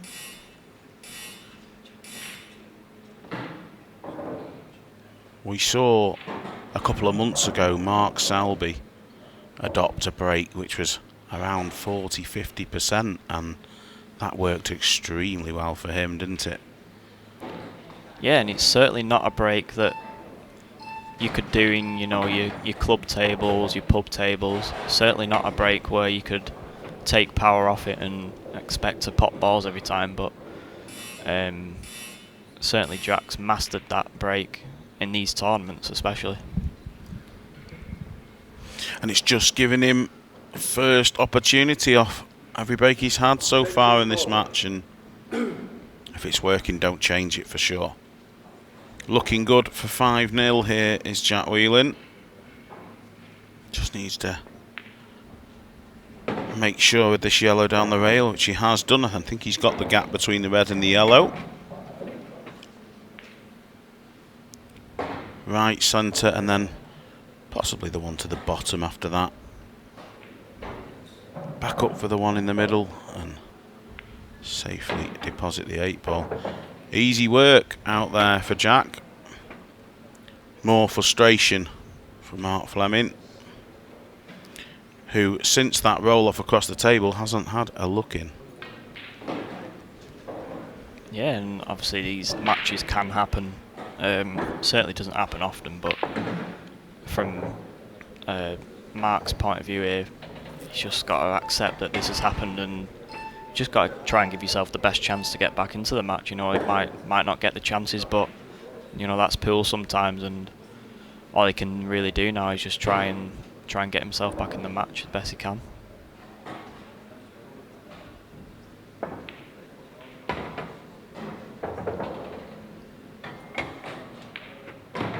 No problems for Mr. Whelan. Probably not, you know, take it too much to heart what's happened so far. So I think, you know, if he was maybe more of a regular in these later stages of these tournaments, probably would be beating yourself up a little bit more. But yeah, they certainly just got to go out and enjoy it now and see how close he can bring this back. Well, he is going to get first dibs on frame number 6. Yellows look the better colour set to me, and they do to Mark Fleming as well. But it's not without problems. Yeah, and his bad yellow here is the one furthest down the table, and certainly be looking to develop that ball as soon as possible. Yeah, 2 shots time, sorry, Aaron, maybe. Wow, it must go to the bottom right-hand corner. If it doesn't, what he might have played for here is the yellow to the left middle, but no, it does go to the right corner, so you're right. Yeah, and that makes things an awful lot easier. So at first glance, looked like Mark might have had a couple of headaches. But everything now does have a pocket. It's a clear run to the finishing line, but we're about to find out how comfortable he is feeling, despite that scoreboard pressure. And it's always hard to get your first frame on the board in a match as well, especially when you've lost a few early on. Yeah, it's never easy to get the first frame on the board.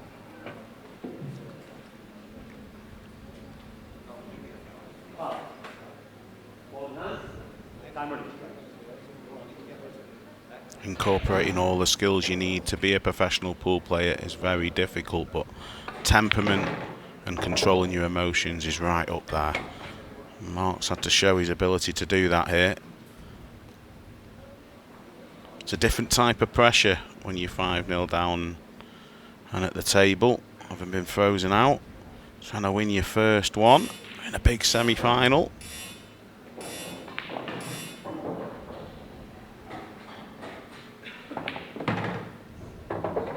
That is very well played indeed.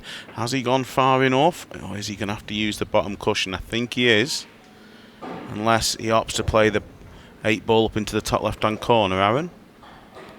Yeah, I think he will still be playing for the top left-hand corner, but he can still use the bottom rail if needed, and should be no problems really. Well, he's a little bit in between shots, but the corner will be his target, I'm sure. So this 8-ball to get your first game on the board in this semi-final. He's feeling it, no doubt about that.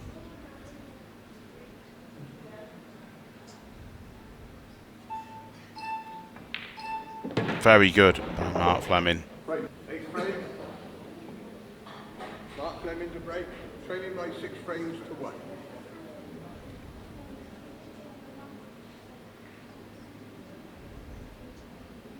Loading up once again. Brilliant, absolutely brilliant. He'll be happy, but unlike his opposition, he's facing problems after the break each time. Whichever colour set he chooses here, Aaron. You would think reds for obvious reasons, but with the red being over the bottom left-hand pocket, well, it is going to be yellows. Give us your thoughts on the colour set choice there, Aaron.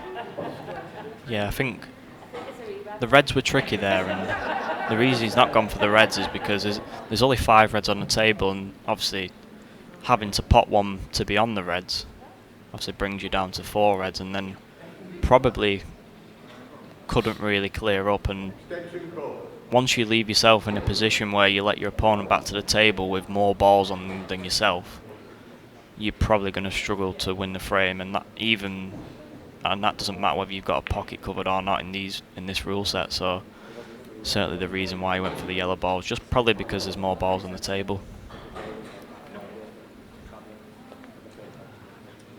Yes, because of that, this frame may have a bit of mileage. Match clock not becoming an issue quite yet.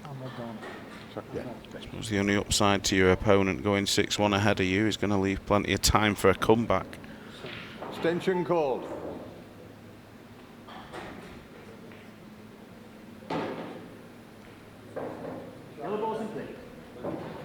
No attempt at a pot here for Jack Whelan. Just looking to nudge his balls out into potable positions. Will be wary of Mark wanting to play a loss of turn at some point, I'm sure.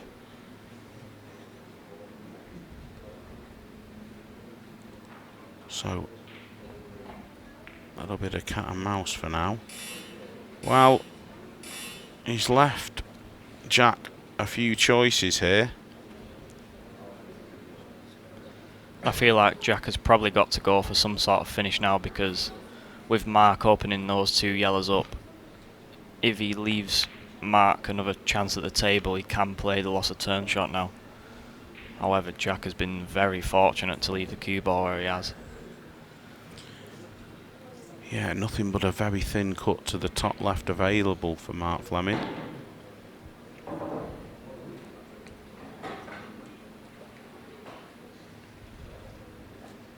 I think he's just got to try and just concentrate on potting this yellow and work out what he can do from there.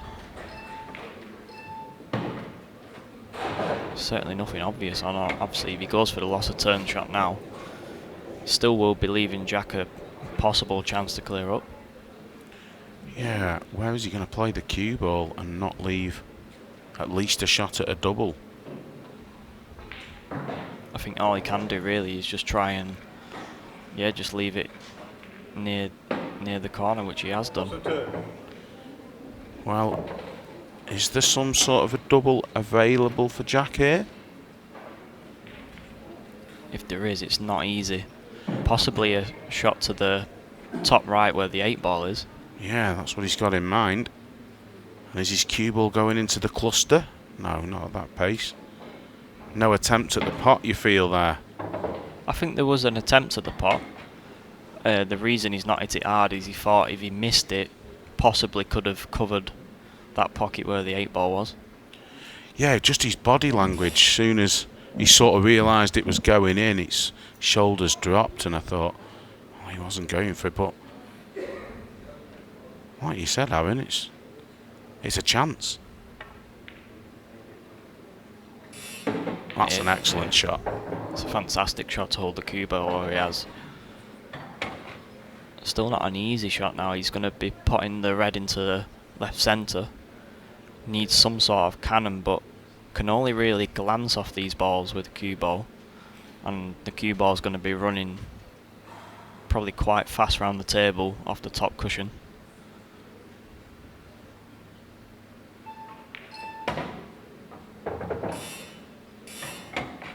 Well, does this red pass into any pocket? Does he have any shot?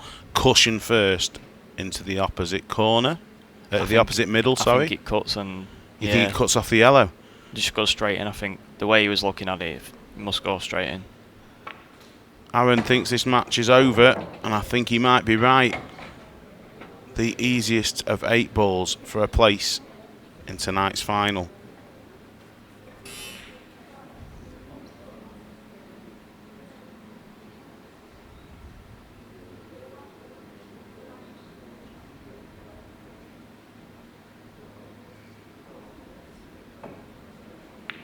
Jack Whelan has put on an absolute clinic of a performance in today's second semi-final.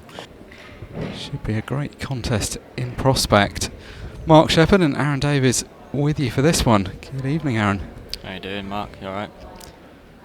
Should be good. I always enjoy these Challenger finals. Somehow it's always a more interesting story. We've seen some great play on the Pro Series, but nice to see, well, often some new faces, in this case a very familiar face in the shape of Lee Kendall. He's been busy organising, the CEO of the Ultimate Pool Group. His focus has very much been away from the playing side of the game. I think he's treated this more as a hobby where he's been busy with all the other stuff, but what a performance this weekend.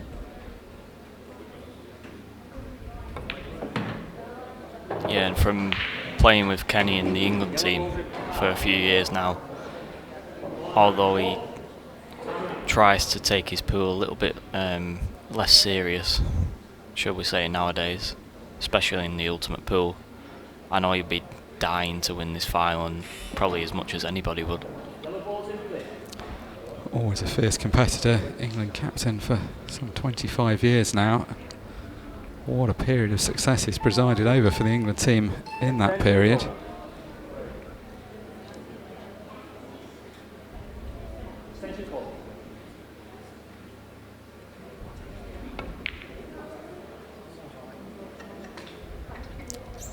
Decent start to the match with that break. It's just trying to squeeze a ball through quite a tight gap there.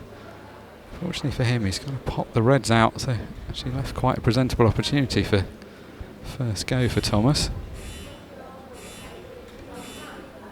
Yeah, and all the reds have got pockets now. Probably the trickiest part of this finish is going to be how he gets on the 8 ball, because he does have 2 reds down this side of the table where the 8 ball is, but both of them are certainly not easy pots and would have to be pretty straight on one of them to get down for the 8 ball, so it's not easy yet. The other thing that's not easy is being out in this arena when you're not used to it. All the matches so far in this tournament played on the outside tables. Just this final out on the main arena table, so a real step up to the big time. Different playing conditions and obviously a whole different pressure once you reach the final.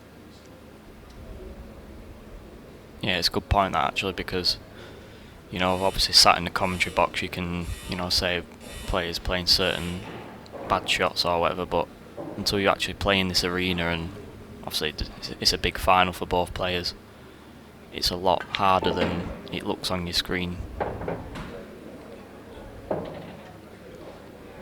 Well, it's ushering the ball over. It's not a terrible angle. It's not the one he wanted, but I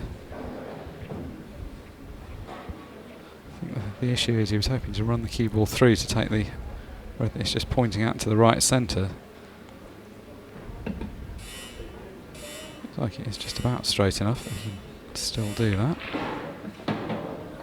Or maybe that wasn't the original plan, and that had to become the plan, but either way, that's gone okay. He's going to have to leave himself at a distance. As you were saying a moment ago, if he needs to end up fairly straight on this red, otherwise he won't be able to get through for the 8 ball. Yeah, and I think probably no choice but to leave distance now, and he's running this one through, I think, is he? So, wow, very surprised. I know he's got over that, but very surprised that he's run through there. Surely, I think, just take your medicine, stun that one back a little bit and just leave the straight red to the corner, but he's tried to get closer to it, and really he's not got a lot closer than what he would have been anyway. Introduced an extra element of risk playing it like that, but he's got a slightly easier pot. Loading up with sides, and he's actually played a good shot because playing as much side as he was, it made the pot missable. So a good clearance in the end. First visit to the table, Thomas Morrow does what he needs to. Had a decent first break, let's see if he can replicate that.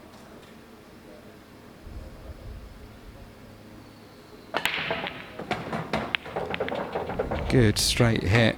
Saw the cue ball coming back in a straight line, caught that absolutely flush on. Decent controlled contact and a pretty good split at first glance.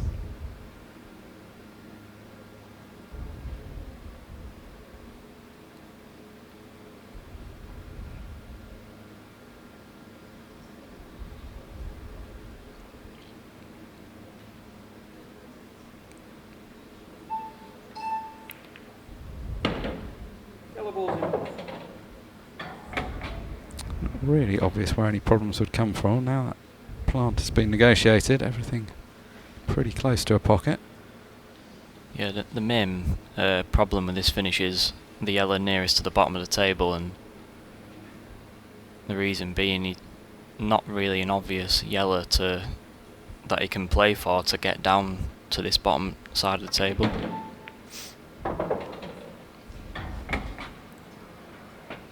Looks like he's going to have to leave the yellow in the middle of the table as his second to last ball now, and in fact he does have the option to maybe screw down for it this shot now, putting the yellow into the top right corner. But either way, that's going to be the key shot in the frame, getting down for this ball in the bottom half of the table.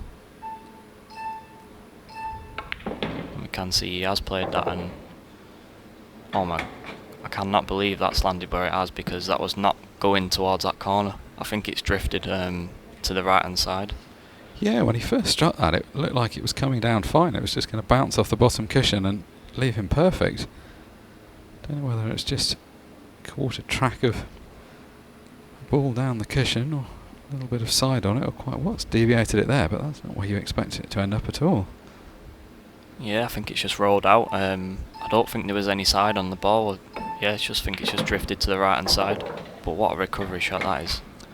Yeah, that's a really good shot, because it was awkward cueing it from the jaws of that pocket, and it was also imperative to have an angle to come down the table. May have a little bit more angle than's ideal, but I guess better too much than too little. And what he's just played there, he had to hit that with a lot of pace, because if he just dropped that in, he would have still been snookered by the red in the centre of the table, so a lot better of a shot than it looked. And again, that's a fantastic shot, because he was very thin on the yellow into the centre there, and purposely using the 8 ball to hold the cue ball down this side of the table.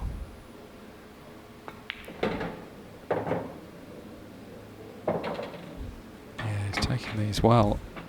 Although they weren't a bad layout, it got a bit difficult in the middle when the cue ball drifted towards the jaws of that corner pocket. Recovered expertly. Wow, what a great start from both players.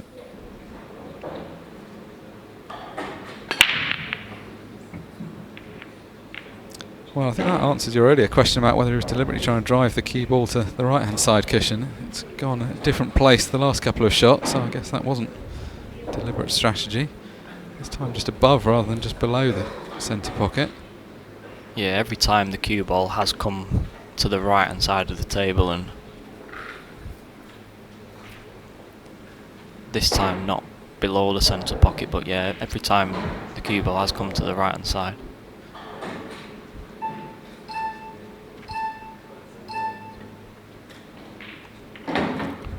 frames where Lee's broken well, but handed the table straight over. There's a reversal of that. The balls are pretty well spread out. So obviously that yellow in the picture, bottom left. And a little bit of work to be done at the top of the table. The ball under the E of the word series is a little bit blocked from its most logical pocket, but still a decent chance this.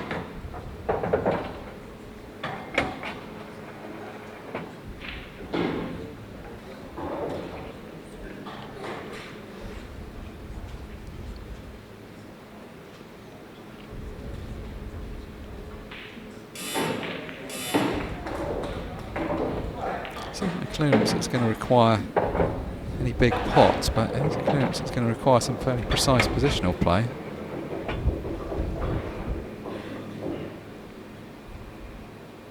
Yeah, and what he needs to do in this shot now is not only pot the red through the gap, but he needs to develop the red he's going to glance off and possibly try and screw the white up the table for the other two balls as well in the same shot. And he has played that. Has he landed on a red though?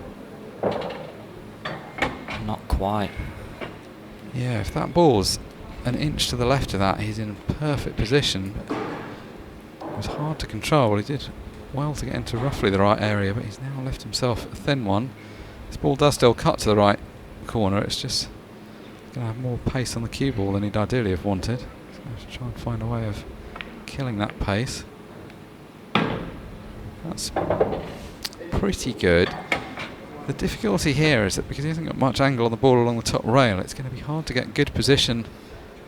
The ball in the centre of the table is below the middle pocket as we look at it, so it's not just as simple as rolling this in and having it hanging over the pocket. Yeah, but I think on the last shot there, that was the best he could do really, and same again now. Just make sure the pot, and he's no choice really but to leave her. Yeah, and I don't really like the way he's played that because he couldn't get much closer to this last red. I know obviously he wanted to be closer to it, but quite straight on that second to last red there, and you do have to be careful playing them down the rail at pace on these tables because although they do play generous at a soft pace, certainly when you hit it hard they're not as generous as basically any other table. Yeah, just needed to inject the extra pace to try and screw back so that he had a slightly straighter shot. Didn't want to sort of leave an in-off angle to the ball to the bottom left corner last, but not as guaranteed a shot when you play them at that pace.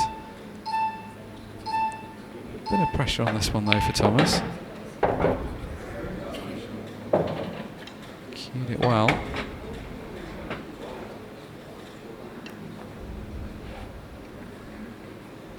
Anytime you've got a big lead in a match, you do want to get it closed out as quickly as possible, particularly against an opponent of this quality where you know that one or two mistakes could suddenly see you right back in a contest again.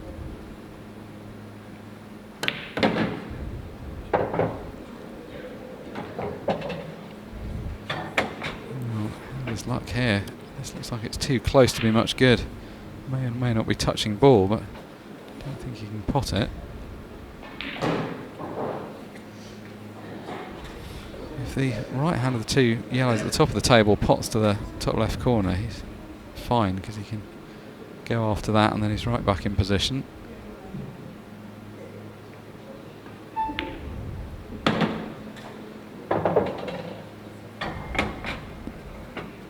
That was a much better pot than it looked because I think he had a lot of left hand side and that because couldn't really get to the centre of the cue ball, and I'm not sure he had a full pocket either as well, so it was a fantastic shot.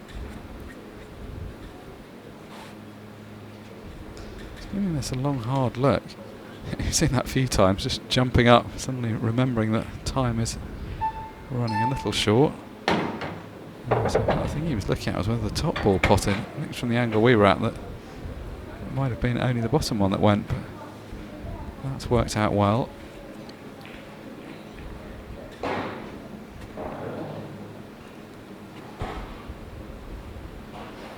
He's had a very measured style throughout the match, playing at a fairly brisk pace, as is obviously required by the shot clock, but doesn't really look rushed.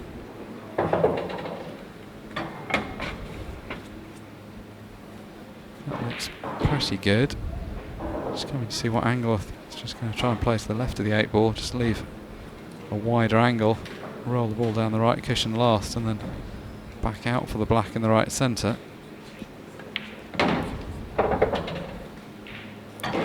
So, just one good shot here. Should be fairly straightforward. That ball's far enough away from the rail that it's a very makeable pot if you just play it at pocket weight.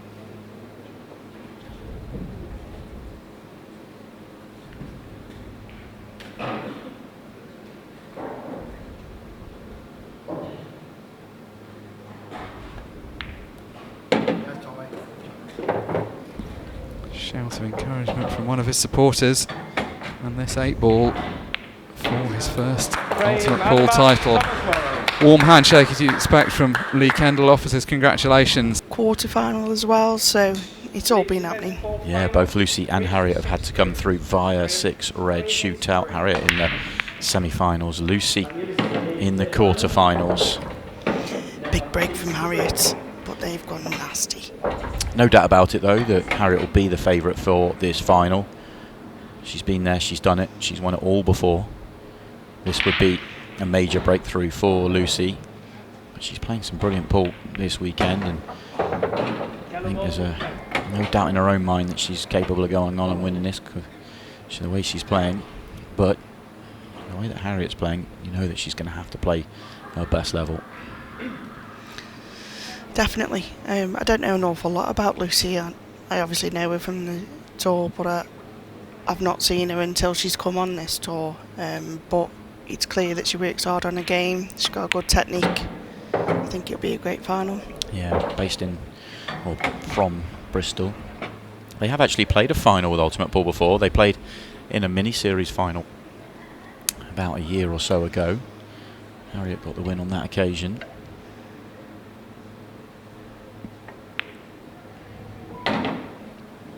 Oh, she just caught the near jaw there, and I expected that not to drop, but she got away with this.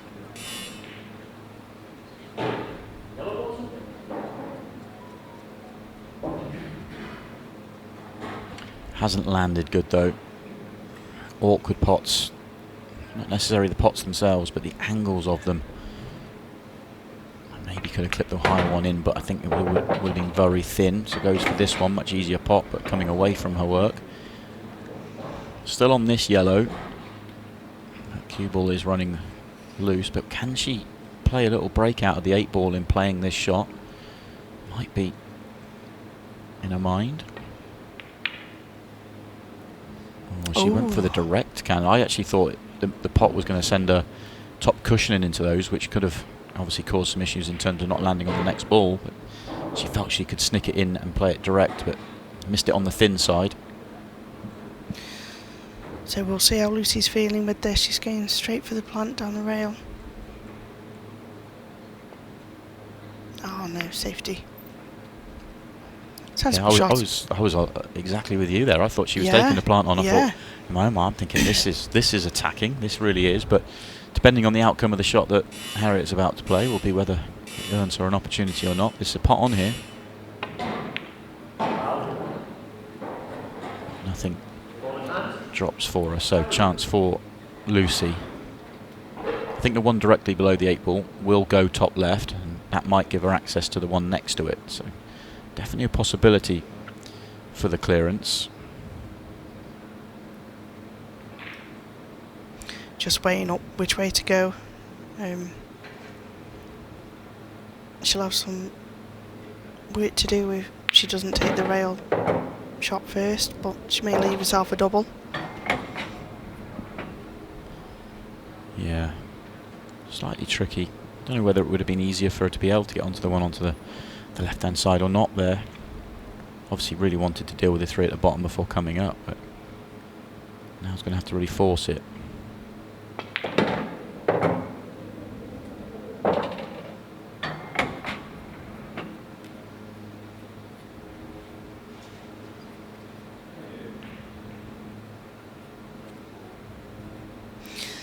Cue ball's going to be travelling some now, up and down the table, whichever way she decides to go from here. I think she has to come bottom left here and float across, try and get the cue ball somewhere below the right-hand centre pocket. Gives you options. Oh, if the straighter one of these two reds go, then I'll take it all back. Oh, it does. Makes a big difference.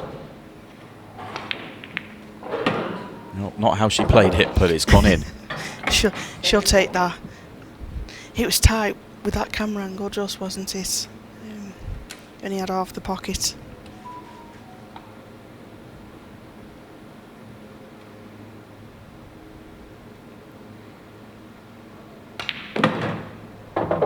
Doesn't want to be straight. Okay, has landed straight. Could she screw straight back and flick off the yellow that's just hanging over the middle pocket to create a bit of an angle? Yeah, just got to be precise though, hasn't she? Yeah, she's got play, you know, got really get into it, hasn't she? If she catches it wrong, she could end up nowhere.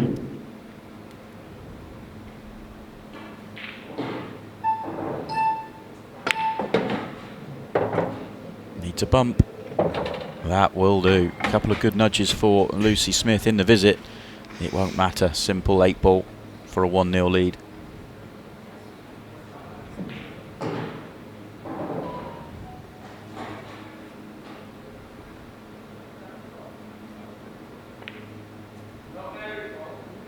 Oh, simple 8-ball missed. That could be that could be a significant moment in this match. And Harriet races out of her chair. Quick player naturally. She will smell blood. Yeah. She knows this one will hurt. Yeah. And Harriet really gains momentum from things like that. She does get a lot of energy from it. Now, she was doing this in the semi-finals. I commentated on the semi-finals. Standing up tall, but not hitting it with too much power, going for a kind of controlled break, which is quite an unusual technique. Normally when players go for that controlled break, they kind of stay down on it to really make sure they get the strike right. And when they go up high, they're giving themselves room for the extra power. But Lucy's come up with something that, I mean, she hit, every time she did that in the semi-final, she hit it perfectly. Great splits. Not always make a ball, because it isn't the most powerful break. But when you do make a ball, you get a really good leave. I've not seen that before. No, it's very unique. Like you say, at that part, when I saw her queuing up, I wondered if she was emulating Ryan Fleming. Yeah, but Ryan does it to generate more power. Yeah, he stands up and then it gives him a lot more freedom. Yeah. The downside is that you lose control. But Lucy's found a way to stand up to gain control. Yeah. Wow.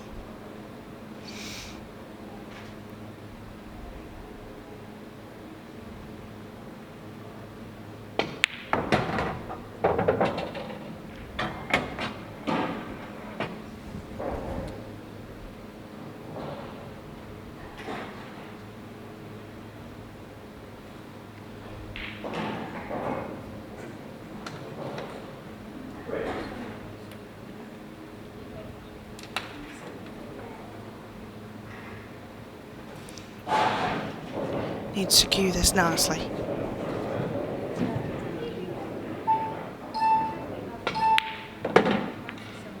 She does. She did that well. Beautiful shot.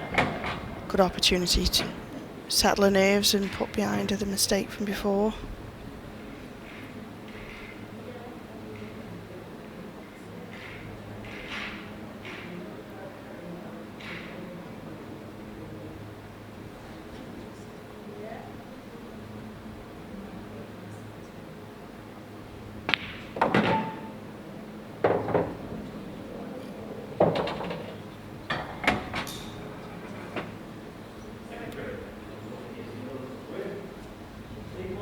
I think while this looks straightforward, she hasn't got a massive window to fall in. So that's why she's just dropped it in. And she's taken these nicely so far. Yeah, nice that she's worked it, that the window was where she could drop it in. And a lovely angle just to come back out for the 8-ball. Chooses to go underneath the 8-ball, but same difference. Well controlled shot. Another comfortable 8-ball. This time it's in. and sticking with the cut break for now.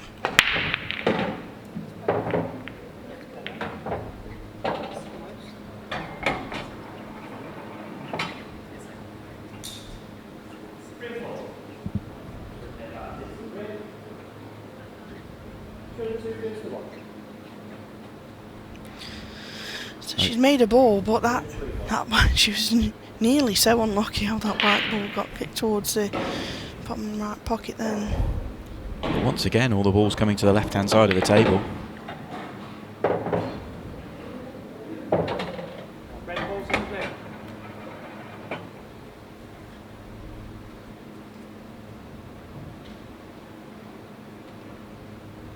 I know you like the variety in the break, Simon, Yeah. but I'm surprised that because they keep going so messy and because she's missed a couple of chances that you wouldn't expect, I'm surprised that she keeps using it because Harriet's got a lot of cue power, you know. Yeah, I agree. But she's obviously had good success throughout the tournament and probably not allowing others to take chances, yeah. Allowing like a few dry breaks to change her mind from it. You know, she is having success with it, not the splits, just not particularly good. True.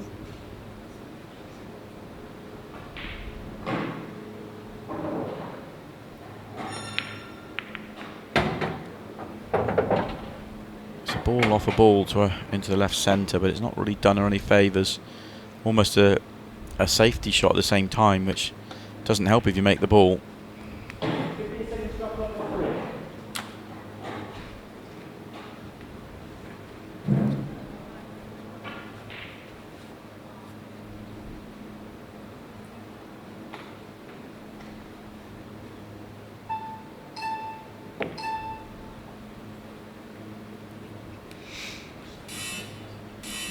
Bit of a nothing shot in the end. Not entirely sure what she was trying to do there, whether she's trying to tempt Harriet into taking on a tricky finish or just turning the table over and saying I don't really fancy it from where I've left it. But Harriet's having none of it. yeah, she's come in with a game plan here, not to be overly aggressive. Yeah, she's comfortably lead at the moment. Lucy's made some mistakes that have cost, so she's quite happy to use this match clock. Now, will she be more tempted? Red off the yellow. Yellow goes into the reds above it.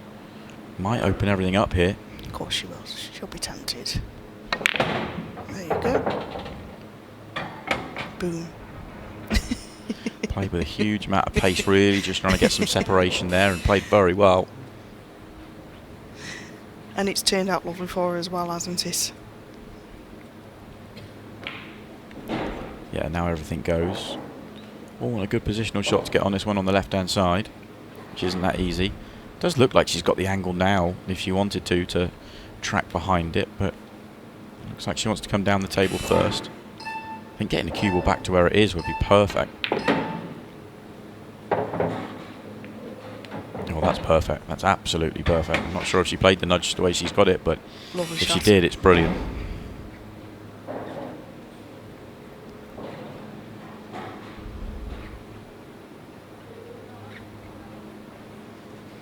And these now, if she just takes minds to work with this little shot here. Oh no, very straightforward for Harriet.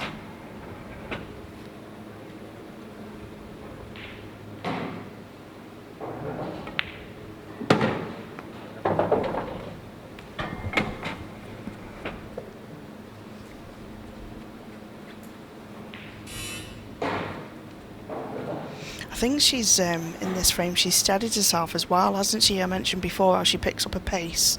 I think one fault that Harriet does sometimes have, I hope she doesn't mind me saying this, is sometimes she'll try to go too quick. She tries to force that flow too much, and that's when the mistakes can come. It's nice to see her settling down in this and making sure, and she's got the 3-frame lead now. Yeah, and an excellent clearance. Really was a high quality clearance, that one from Harriet Haynes. A couple of really good shots. Wow, Harriet's gone in off, and the split's a little more even, but it's still got too many on the left-hand side.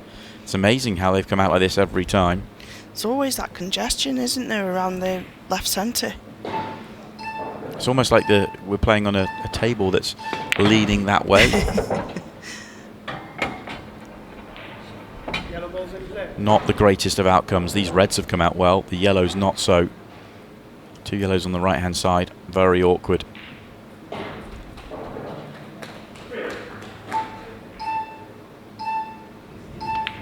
And I feel that's it. Oh, I thought that was a nice double then. I feel as though that 15-second shot clock has crept up on us as well. I didn't notice the transition. Yeah, it did, yeah. It catches the players out as well out there. That transitional period is the tricky bit. Getting used to the 15. So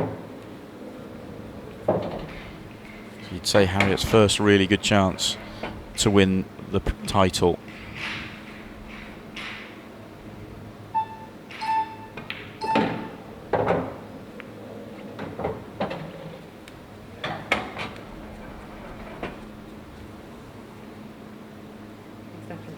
Extension, please. Just taking her time with this one. There's not much room past that yellow next to the 8 ball. I think it's deceiving. And she's played it nice. Beautiful shot. Now they are all there, laid out in front of her. Hold yourself together. And it's another title for Harriet Haynes.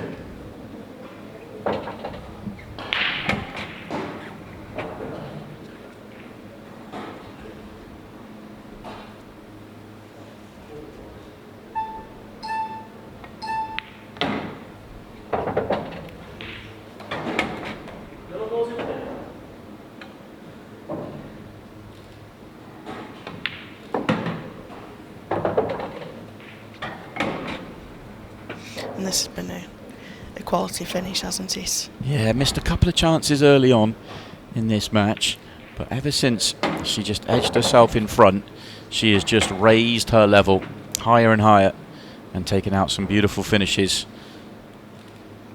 to smash through the door and win another title. Harriet Haynes is a Women's Series champion for a 3rd time, and she gets herself back up to the #1 in the rankings. A brilliant performance. Lucy Smith had a great run through to the final. And I think they're just both peaking in their form over this weekend. And I think this should be an absolute cracker. Hard to call a winner. Yeah, and going by their semi-final wins, they both played pretty much perfect pool as well, so this could be an unbelievable final potentially. Do you have a preference? Not really thought about it, to be honest. But if I did have a preference, I'd maybe edge to Jack, but yeah, probably not off form this weekend. Would just be more of who I thought was, you know, the slightly better player maybe over the year. But other than that, I mean, it's not really a preference on the game. I think this one's going to come a lot down to the break, isn't it? And the first break we see there from Jordan Shepherd is dry. He's gone back to that cut break he's been trying. He played the cut break earlier and then switched in his game against Gary Clark to his front ball break. He's got a very effective front ball break, but he's gone back to the cut for now. Be interesting to see how long he sticks with that. And this now is a pretty decent chance for Jack. The one red near the left middle causing a bit of an issue. Potentially that plants into the centre, and that's possibly what he's come up to play for now. And if he plays the red onto the yellow and the red, I think as long as he doesn't hit it too hard, probably just drops in off the far knuckle. Yeah, I think he's going to come back to that one. He's just tempted by this one. You can understand why. It's a bit of a lone ball. Just get this one off the table now. It's a cushion, but pockets do play generously on this main arena table. It's a warm room out there, isn't it? It really is. There's no air in there whatsoever. I've seen players using fans, fanning themselves to keep them cool. All about this shot. And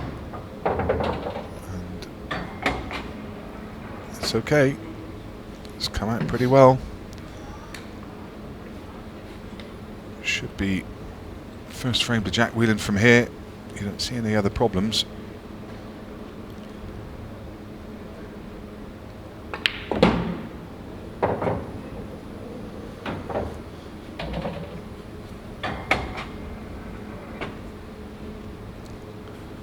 Both players have a huge break. Jack Whelan, probably one of the best breaks in the game. So well controlled. And that will be a huge factor in this match. It's going to be who breaks best. Pretty quick frame this one as well. It's going to be under 4 minutes.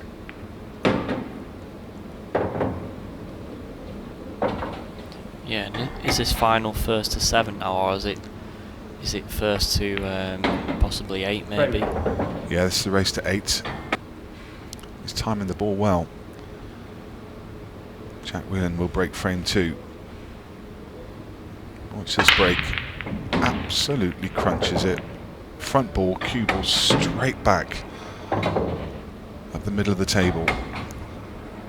And I think the amazing thing is, he doesn't actually hit this with anywhere near full power. No, no, it's effortless. It really is, yeah.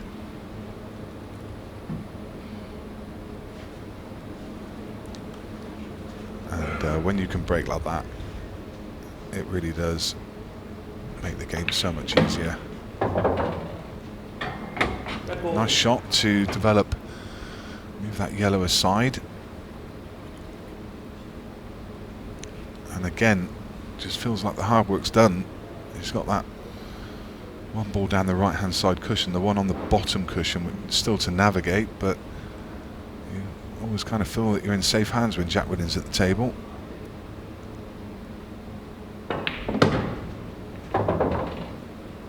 Yeah, certainly the 2 balls at the bottom of the table, a little bit of work to do still, and although everything has a pocket, it's not maybe as straightforward as it looks from here. And I'm wondering if he's looking to play the 2 at the top of the table first, and if he does do that, he needs a good angle on the red on the right hand rail as his second last ball. Yeah. Certainly needs to either be dead straight on it, or he needs a good angle. He tried to check that off the side cushion. I think he may have just come a little bit straight. He's not going to be able to get as close as he wanted to. You can see there, he's just off angle. So he's going to have to take his medicine and leave this red a lot longer than actually comfortable. He's got a lovely angle, but slightly more tricky this one, Aaron. He does, yeah, and he obviously can't drop this in. He needs to give it a little bit to run through for the red on the bottom rail. Playing it with top, and there'll be a trace aside just to help the cue ball. Wow. Now you see, it wasn't a guaranteed shot from there. No, and his undoing was just that little positional shot when he checked it off the rail. Didn't check quite as much as he wanted it to.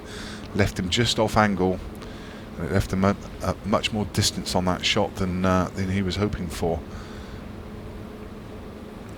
Not exactly what Jordan Shepherd would have wanted to come to the table to see, though. He's going to have to play a delicate little shot in behind these 2 yellows. Oh, he played that well. He judged that really well. That was a harder shot than it looks, wasn't it? Yeah, especially like playing it as soft as he was doing. I mean, he needed to hit the yellow exactly where he did to get the right angle to send the cue ball behind those 2 yellows. So it was a very well judged shot. And at that pace as well, you're relying on it not hitting any kind of finger mark and any roll off. You're really trusting the table. And the chance that Jordan Shepherd needed, he's, you would think, going to target the toughest yellow, which is the one on the right hand side cushion. Well, he's he's actually going to leave the angle just to bump it out. It makes a lot of sense. Very nice.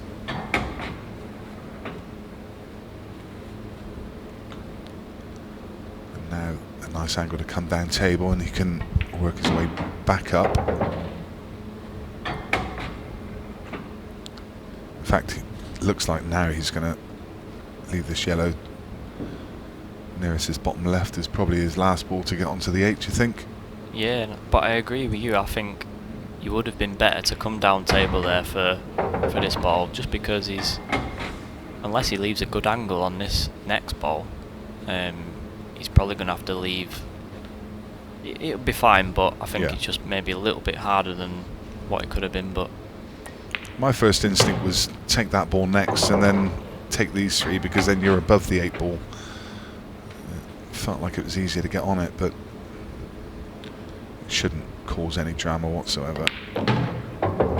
Yeah, I mean, it doesn't really matter from here. He's just going to play this with a little bit of left-hand side off the bottom rail and the right-hand rail, and he should be fairly straight onto the 8 ball into the same pocket, but just needs to slow down. It's going to be okay.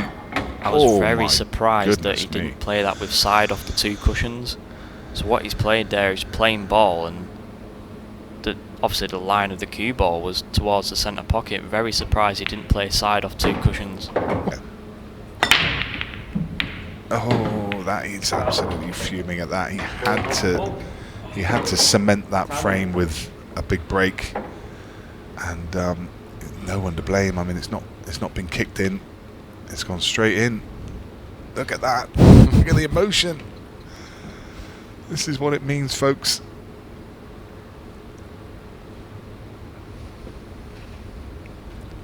You don't get this watching EastEnders on a Sunday night, I tell you. I wouldn't know. I wouldn't know.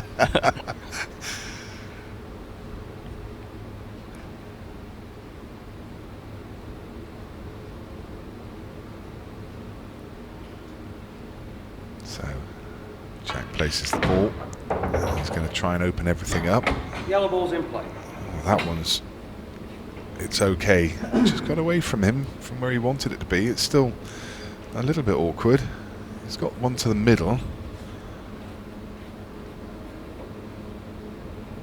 Yeah, I think he will be happy with that cannon, because every yellow's got a pocket now. Yeah. Whereas they didn't before, and it's just obviously just working that out from him now. And now in his mind, he is so desperate for this frame, because he just wants to battle back straight away after that error in the previous. This will allow him to clear his mind.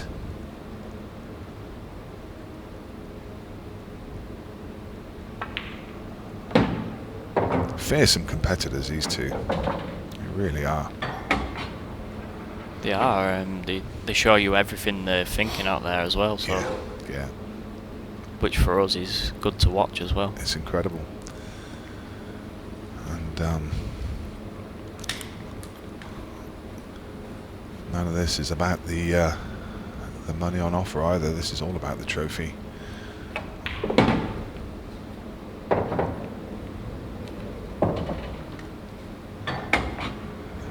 This was just such a huge break for Jordan. I mean, he needed, if he can get 5-2 here, he's really just kept his foot on Jack's throat, and Jack's still steaming in his chair. But actually, as it's panned out, Jack, he's forgotten what's happened in the last frame. It's done.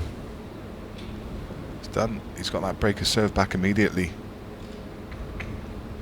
Yeah, I think when you make a mistake like that, if you get the chance in the next frame, you probably do put that aside. Yeah. But I think if you lose the next frame after making the mistake as well, I think then there's not really much coming back from that. No. I mean, that just that one moment, that cue ball going in off, is just a massive momentum shift. All the power just shifts across, all the mindset just shifts across. Now Jordan's sat in his chair fuming that he's just gone in off. Jack's thinking happy days. 5.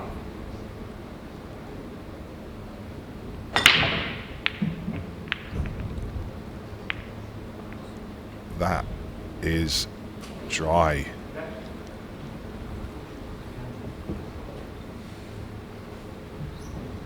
just no energy through the pack. It just didn't seem to open. Yeah, I think possibly the balls weren't racked as well on that break, but I don't think he hit it as well either as some of his other breaks. So no. But what can you do? From his perspective, he can just sit and hope that Jack misses something. He just needs to console himself with the fact that he has another break in this match. He's still in the driving seat, but this is absolutely the opportunity that Jack Whelan wanted. So he's got a yellow in a pretty ordinary position. It's probably about the worst position you can get them in when they're just a few inches below the middle pocket. Just nothing really obvious to be able to develop that ball with either, is there? You might have to land it and try and pot it. I mean, he's got a couple of options. He can either play the red nearest to the yellow. He could play that into the centre now, or he can leave it as his last ball, and he is choosing to play it now. And what that will mean is the yellow on the left rail will be his last ball now. Yep.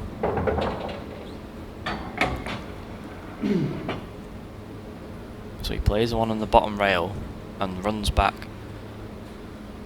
between the red and the 8 ball.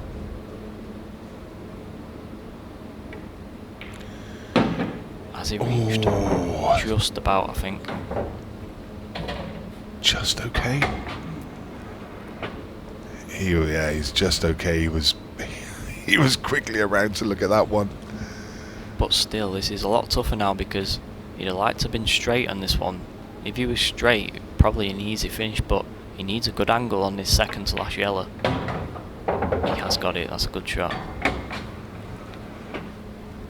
Yeah, he can just drop across now. This makes the yellow on the side much easier if he can land kind of 6 inches above the middle pocket. Oh, he's going to have a big angle. Oh, he's missed. I was looking at the cue ball thinking he's left a huge angle. I mean, that didn't seem like a normal reaction of the balls, and the way Jack's reaction there after the shot, I think I do agree with him. Something didn't seem quite right there. Do you think that's a bad contact or something? Perhaps. Yeah, because I feel like when he played the shot, to me it felt like it was in. Yeah. And that's probably what Jack's thought as well. And yeah, not sure what happened there. And the angle felt as if he could hold for the ball on the rail as well, but it flew off the side cushion and left a massive angle. And what it's done, it's given Jordan Shepherd an incredible chance to close this match out. Can he take it? He's screwing up the left-hand side of the table to leave short position and leave the plant on the penultimate red. Oh, he wanted to be a bit higher than this. He wanted to be a bit higher. He'd rather be right behind this. It's a formality if he's right behind it. This is a bit tougher. And the cue ball's running too. He makes it.